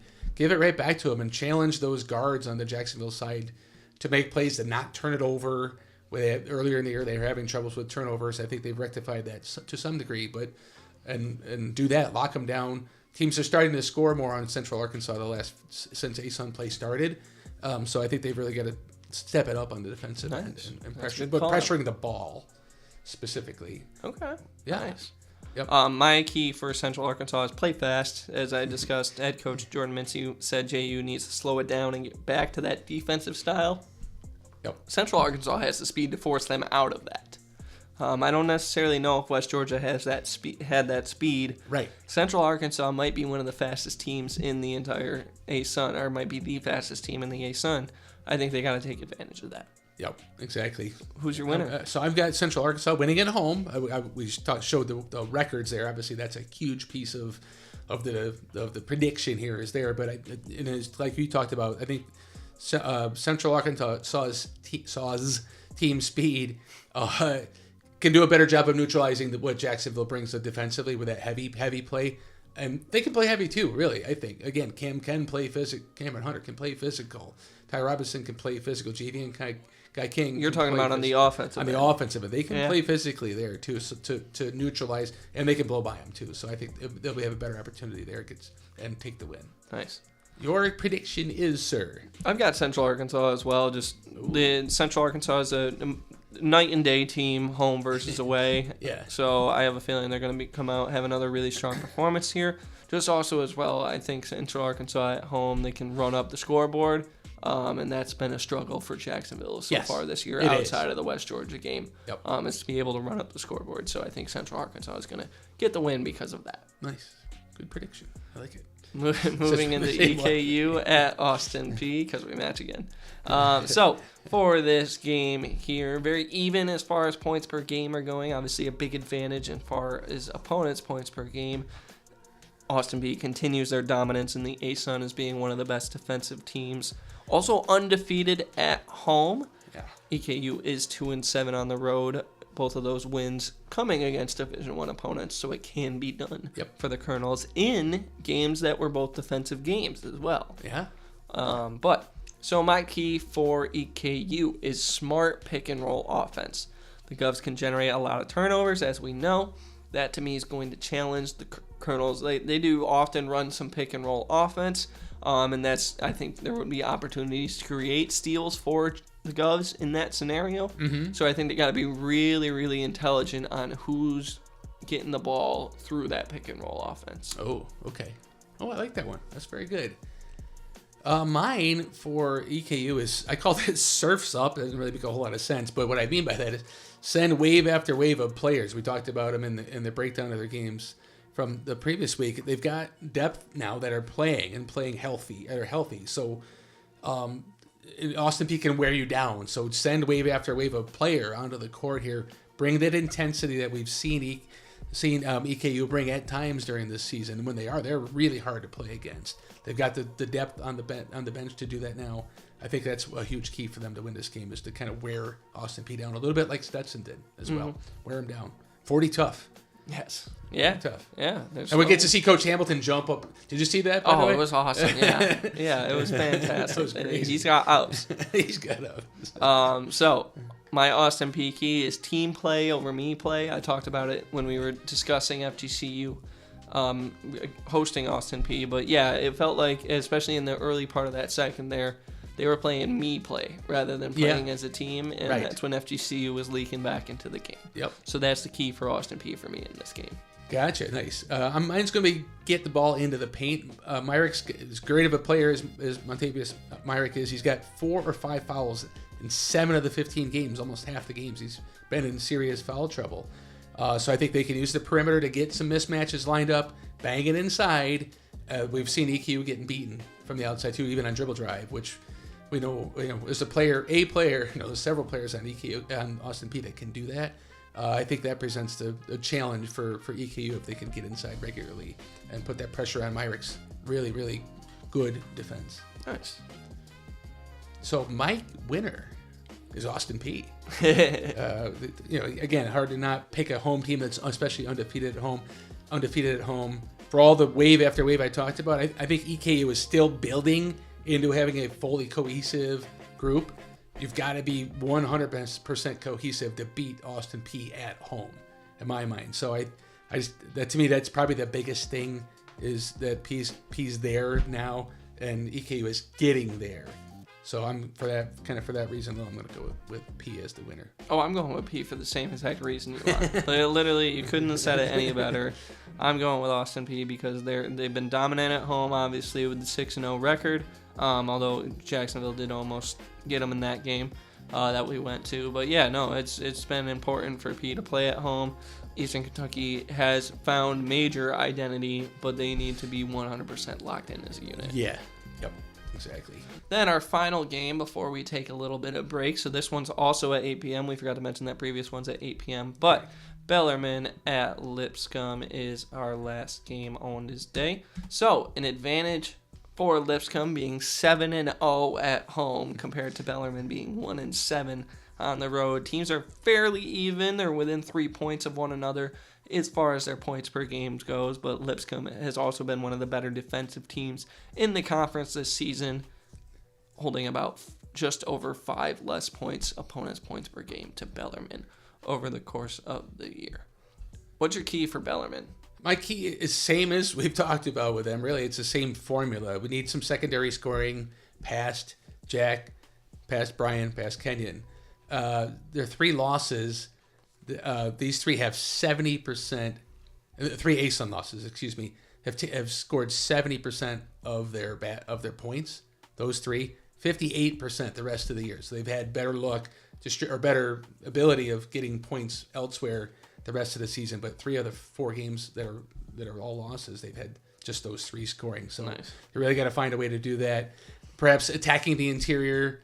Or in the mid-range kind of shots like Florida Gulf Coast did, that may be a weakness that they can expose, which we know those 3 are good at, but we need to get somebody else in there as well. No, I really like that stat about how they've scored 70% of their points. That's really good. Yeah.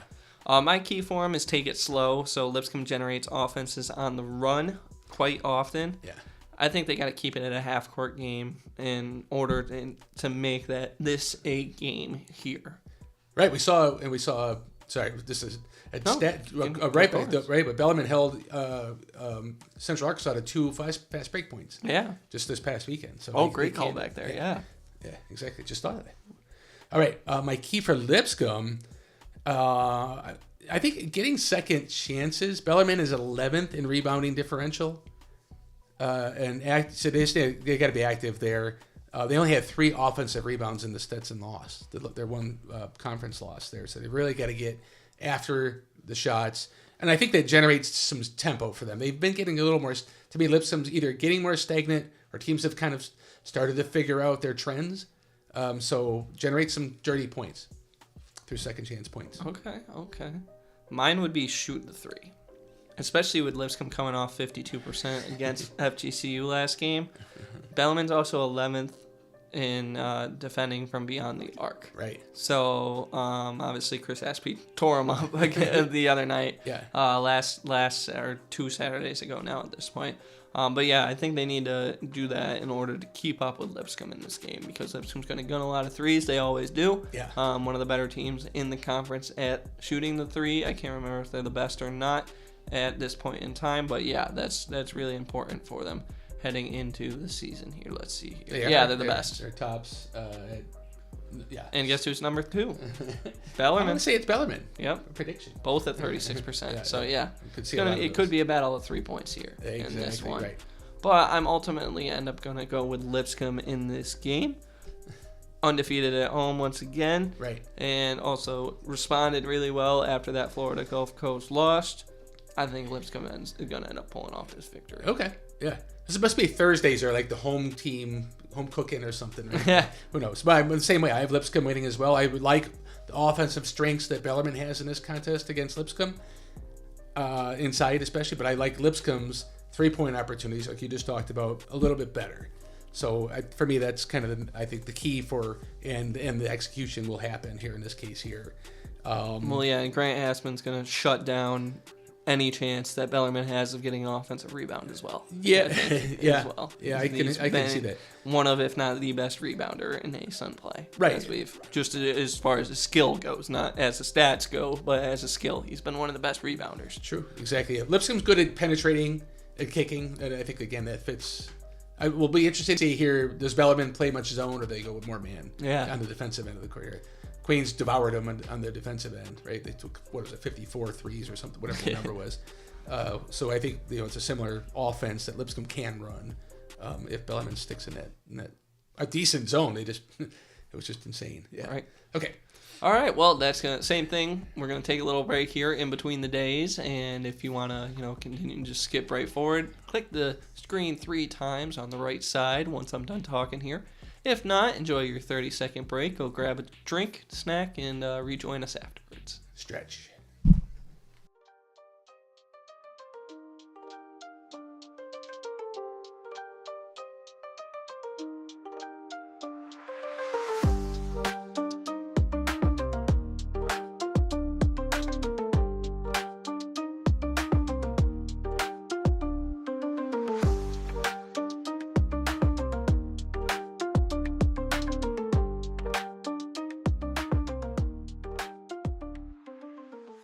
All right, welcome on back. This is the final part after that final break here. We're going to go over the January 17th game. So, West Georgia will be staying in Florida, and they will play against Florida Gulf Coast. Queens is going to swap opponents, and they're going to play against Stetson. Everyone's swapping opponents. That's just how it works. North Florida. No doubleheaders. North Florida is going to be playing Central Arkansas, so all those 3 games will be at 2 o'clock. Then we've got North Alabama, Jacksonville at 3. Jacksonville is the road team there. Bellarmine will be playing in Kentucky against Eastern Kentucky. So that game, EKU is going to be at home. And then the Tennessee teams are going at each other in Lipscomb. These are 7 o'clock games, those last 2 there. And reminder, all those are Eastern time. So for West Georgia and Florida Gulf Coast, really big even style here as far as whose opponent's points per game they've allowed. West Georgia has been able to get wins on the road, and as we talked about, there's no real home court advantage for FGCU right at this time. But big advantage for Florida Gulf Coast and the amount of points they can score per game. Yeah. So one of my keys for West Georgia in this one is wide open spaces, is what I call it.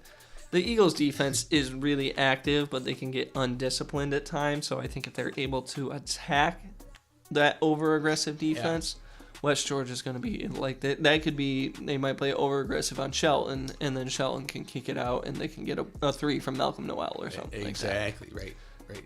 Like that one. Mine is Shut the Barn Door. Ooh, I like that name. So, and it's really shutting Barno down. To key to this matchup here, and Malcolm Noel specifically, I was thinking about. So, Florida Gulf Coast is 0-4 when Barno scores less than 10 points a game against Division I opponents. They're 3-6 and they're also 3-6 when he has less than 10 field goals attempted. So they really struggle when he's locked down, I think, and so Noel is a key to that. Yeah, that's good. My key for FGCU is fast start, faster middle, excuse me. So after the Wolves did end up taking that unfortunate loss to Jacksonville earlier in the week, you got to attack it right away with J.R. Konechny in this one, and Malone as well. I'd like to see Malone step up, have a 15-point game or something like that. Yep. But that's a big key in just maintaining a good stretch for just FGCU in general moving forward here. Right, gotcha. Nice. For me, and we talked about this for the first game for this week with West Georgia is pressure. Really pressure the West Georgia guards, especially on the point. Whoever's bringing the ball up, try to slow them down and force them into passing. That's not West Georgia's norm. Is to move the ball and create offense that way. They like to dribble, drive, and beat somebody. If you force them to pass, they get a little bit sloppy. So I think that's a key for Florida Gulf Coast to take this one. Right. Another thing I want to mention just about my key real quick as well is that FGCU has had multiple fast starts throughout the season this year. Like against Central Arkansas, they started really fast as well. So that just once again emphasized that you got to keep going in the middle pack as well, that middle 8. Exactly. So can they do it? Are they going to do it? That's a better question. Who's going to win this one? I am going to go against the home team in this one, and I'm going to pick West Georgia. West Georgia? Yeah, I can't have West Georgia losing 2 games in a row, but that's not necessarily why I'm going with West Georgia in this one. I just think that Shelton Williams-Dryden, with that over-aggressive defense, Shelton Williams-Dryden is going to be able to take advantage of that, whether he decides to play a scorer's role or a playmaker's role for others. Right. I think he's going to be a big key as far as they got to shut him down on the rebounding department. And if they do, then maybe FGCU wins this game. But I think that there's an advantage, once again, in the rebounding for the opposing team of FGCU. Yeah, right. And that's why I'm going with West Georgia. Gotcha. I think it's going to be a tight game. It's definitely a test game. Right, West Georgia got it handed to them. They have one game in between their Jacksonville loss and this game. But I think it might take a couple games for them to really reset themselves after that.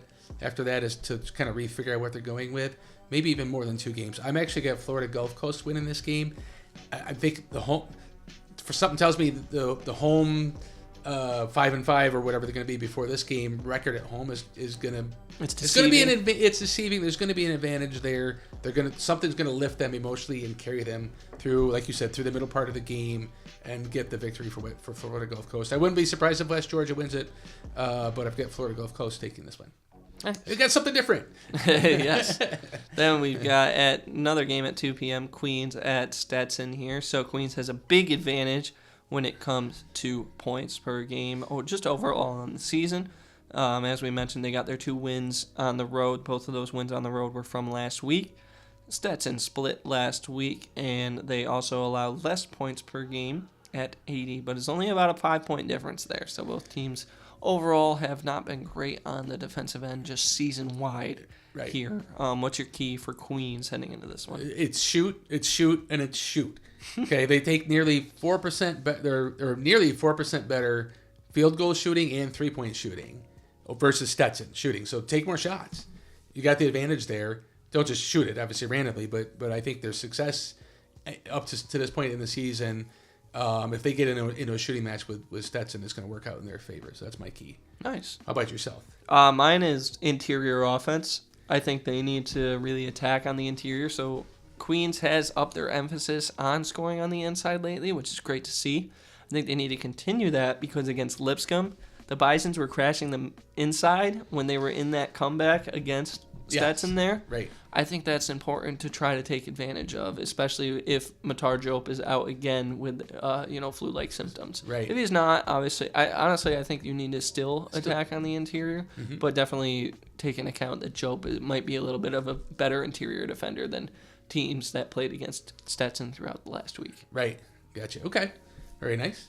For Stetson, is play with the speed. We've talked about that pretty much the entire show here about Stetson.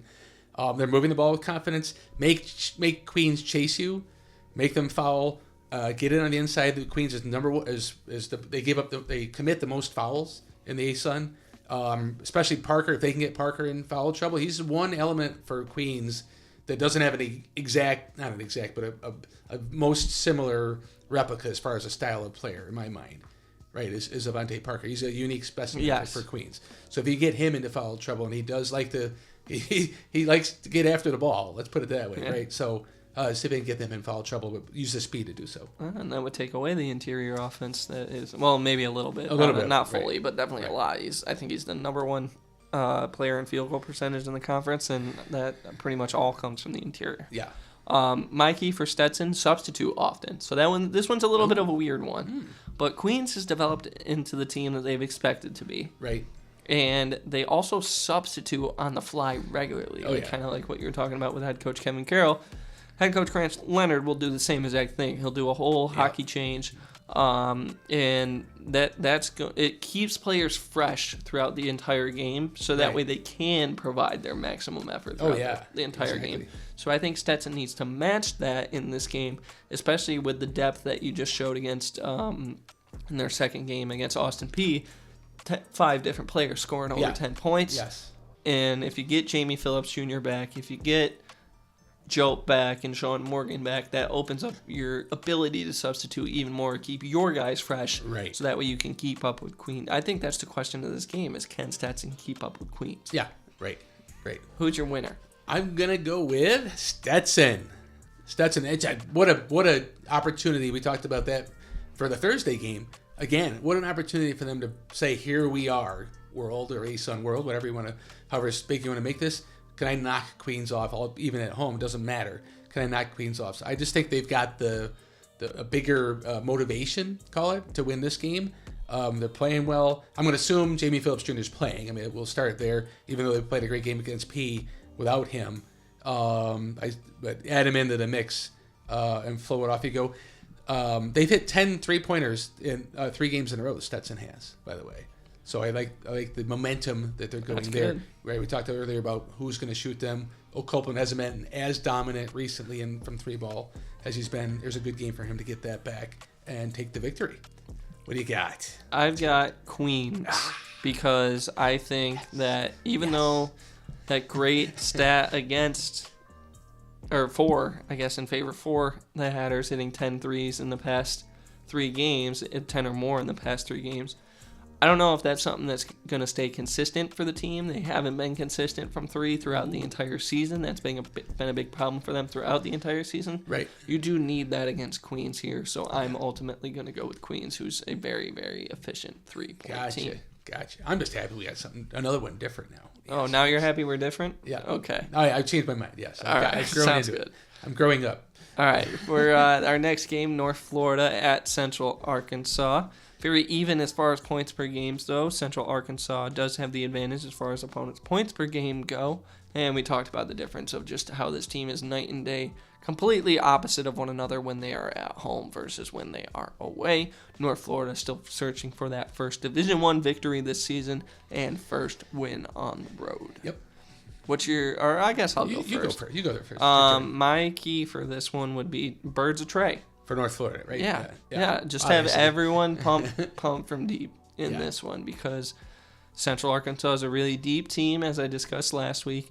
It can be 4 players, 5 players, 6 players, 7 players going over 10 points per game and for Central Arkansas on any single night. Right. So I think I called them Central Florida just a second ago too, but they're Central Arkansas. Right. Yeah, the Bears are deep and they're going to need a lot of guys on North Florida to perform well in this game in order to do so. Yeah, and teams have been shooting on UCA recently too from deep, so that kind of aligns there, right? My key for North Florida will be rebounding.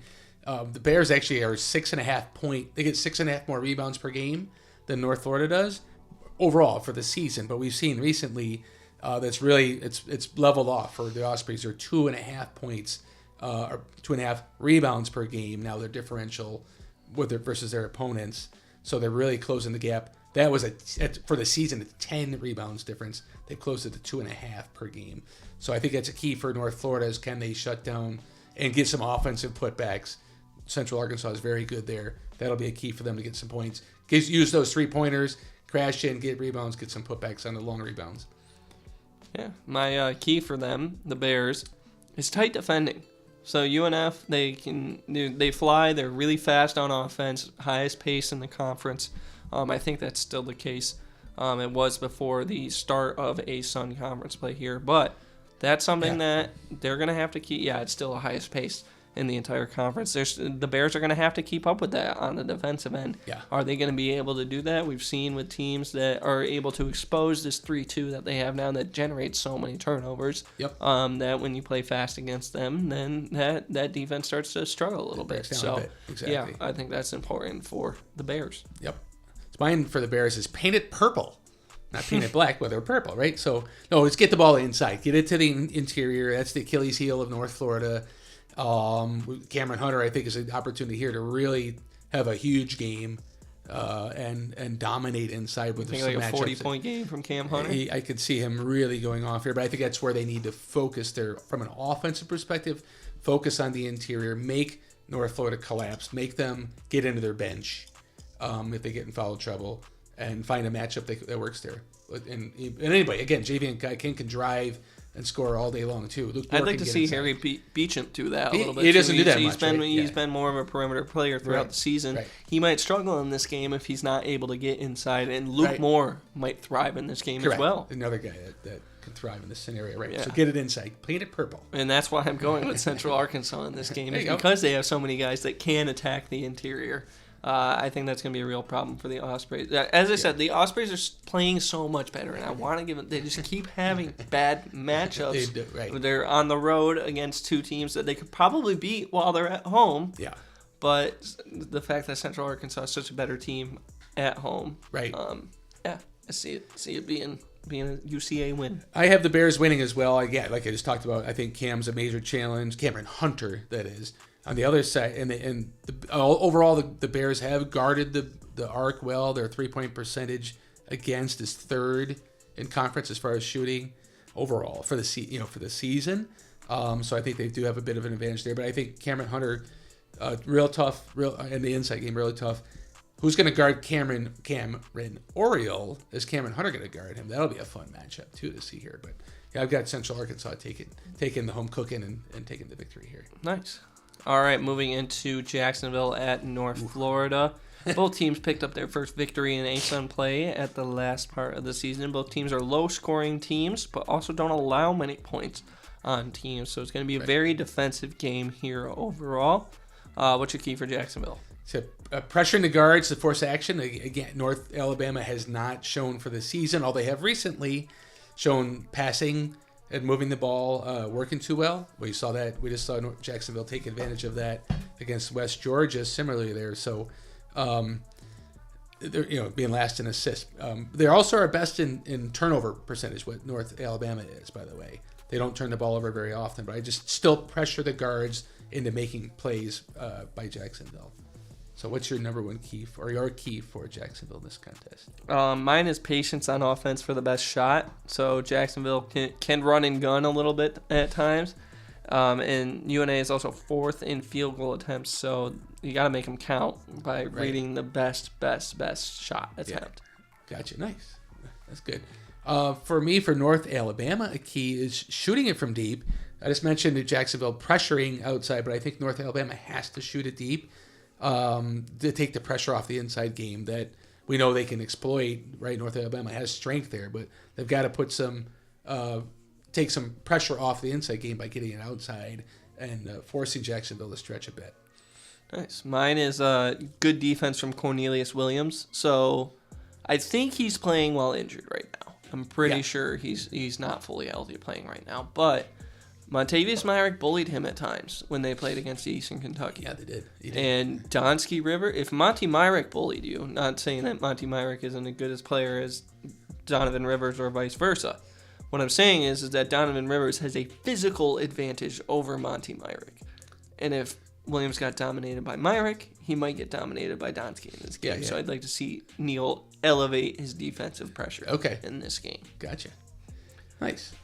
Winners. I have Jacksonville winning this contest. Ooh, you got them getting another road win. A road win, exactly. Yeah. Well, I said first basket wins. We talked about the low scoring rate. Not really first basket wins, but it could be a very low scoring contest, which I think aligns better with the Dolphins. I think they really need to get after. You mentioned Cornelius Williams. Pressure him. See what he's got. See what he's made of. I think there's a matchup advantage there, based on the depth of guys that the wave of guys that the Dolphins can throw at the inside there and make it a physical contest inside, and then pressure the guards on the Lions to make plays and not turn the ball over, not take up crazy shots. Right, I think that's an advantage for Jacksonville when they're going to pull this one off. Keep rolling on their strong shooting they had in the last game as well. Your victor is? Well, UNA's also been shooting really strong lately as well. So I'm going to go with the Lions in this one. Nice, yeah. Mainly because I still think that Williams is so much more of a polished offensive player than Kenneth Chime is. And that was something that West Georgia really missed in their game because Shelton wasn't playing his best game, even though he's probably the best player in the conference. So I think that's a huge advantage that North Alabama has against Jacksonville over what West Georgia had. So I'm going to pick North Alabama in this one. Nice. I like it.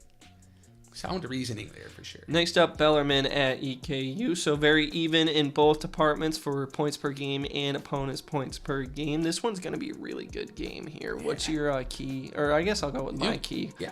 For Bellarmine here is defensive rebounding. The Colonels lead in offensive rebounds per game. They got to put emphasis. We know Bellarmine's not going to get the win in offensive rebounds in this game. Right. But compete defensively in order to shut down EKU's second chance points because that could be an Achilles heel for the Knights in this game. Exactly. Mine is Jack is back. Not that he was really gone. Jack Karazinski we're talking about here. Hasn't had any really down games, but here's one where he can 1A feature. He's just going to get the ball, take 25 shots type of game. I think he can really pressure the EKU wings, dribble drive, do what he does best, create some, and just be a dominant force that we know he can be on offense. EKU is 10th in opponent field goal percentage, so and we know how good Bellarmine and efficient Bellarmine is at shooting. So I think Jack leads the way in that regard here. Nice. Mine for EKU, kind of leading into what we've talked about, or what I'm planning on talking about when I pick my victor, is energetic defense. You can't allow Bellarmine to dictate their signature style, that methodical, that motion offense, great ball movement. The defensive intensity is going to have to be something that's special from EKU in this game. And they're not a team that usually has defensive specialty. Right. No, you're right. Exactly. Agreed. My key for EKU is attacking from deep, meaning on the offensive end.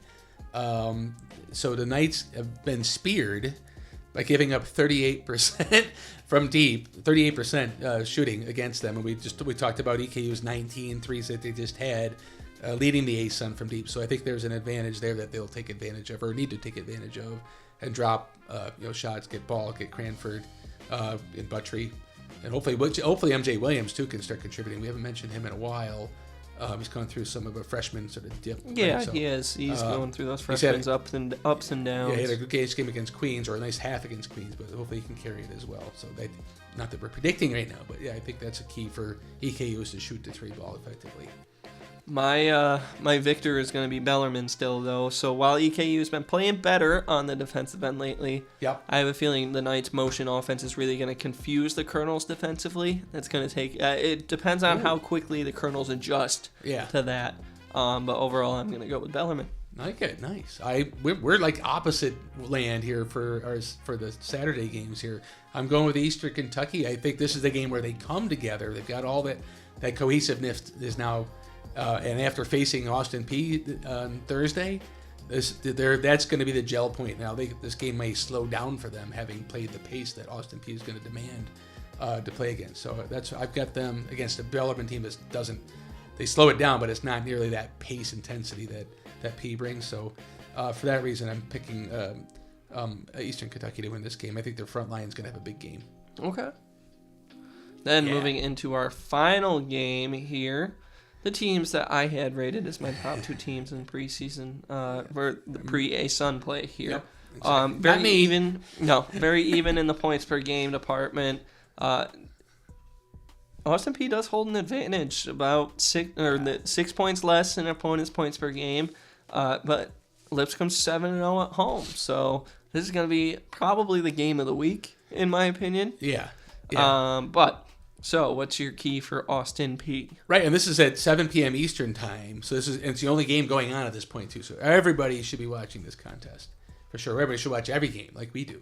But, my Austin Peay key, controlled aggression, we talked about that a little bit earlier, you did. about playing aggressively but not out of control, which we saw a little bit. They got a little bit one-on-one at times. Is keeping that their spacing, their patience, and effective offense in check without trying to play too hyper that Lipscomb may force them into. Okay. My key for Austin Peay is 3-point defense. Against Stetson, Lipscomb really struggled from the 3-point line, and that obviously contributed to a win for Stetson there. I think that's huge for Austin Peay. Obviously, they're great at doing it, but emphasize it even more in this game. Gotcha. Okay. Yep. So my key for Lipscomb is just to be really efficient and premium with efficiency on offense, passing it with intent. They lead the conference in assists. Like Stetson got the Peay running last week. I think that's something for Lipscomb to take advantage of here too. Really work the ball, dribble, drive, penetrate, kick, get the flow going that way. There's a big part. They've really got to be clean there. Take advantage of that outside size mismatch to extend Peay out with Williams and Osman and see if they can do it that way. But just be deliberate with their action there. Been very efficient. Nice. Mine is make Colin Parker defend heads up. So he's really good as a help defender. Right. It often leads to a lot of steals for Austin Peay. If you can force it, and I'm looking at Charlie Williams here because he's probably going to be the one matched up against him. Yep. Perhaps it will be Grant. But really just dominate him physically so that way he can't get involved elsewhere. Him. Right. Yeah, exactly. Yeah, I like that. My winner in this one is Austin Peay. Ooh, yeah. The reason why is because my point for Austin Peay. Lipscomb really struggled from 3. Stetson was able to take away the 3 ball of the Bisons. And I think Peay can do the same, so I think Peay is going to end up winning this game. Okay, I totally get that point. I think Lipscomb's going to do it at home. Exactly what you're talking about. They're going to be that efficient offense. I've got Lipscomb winning this game. Peay's, I'm thinking they're going to come in still undefeated. Maybe be a little, maybe not do what they do all the time here. Get a little outside of themselves. And they can, and if Lipscomb can frustrate Austin Peay's pace a bit on the defensive end, just be disruptive to them, play their whole deep 10, 11, 12 guys. Maybe not 12, but lots of guys here. That'll be the key for Lipscomb victory. I think they're going to pull that off. Nice. Okay. Well, let's remind everyone now that our games are done here where our prediction records are at currently. I'm 21-3. You are 14-10. I'm not doing this because I want to show that off. I'm doing it to invite people to also make their predictions. Exactly. And we were very different once again this week, so perhaps this is a chance for you to catch up and for me to drop my percentage. Things here. tend to even out over time. Yes, especially with me not being able to watch the Saturday games from this past week. But that's going to do it for another episode of Accurate Basketball. Thank you once again for joining us. We hope that you enjoyed your time with us here, as this took another about 2-hour episode. This will probably be what it is going forward here. But thanks again for joining us, and until next time, take care. We appreciate everybody. Thank you very much.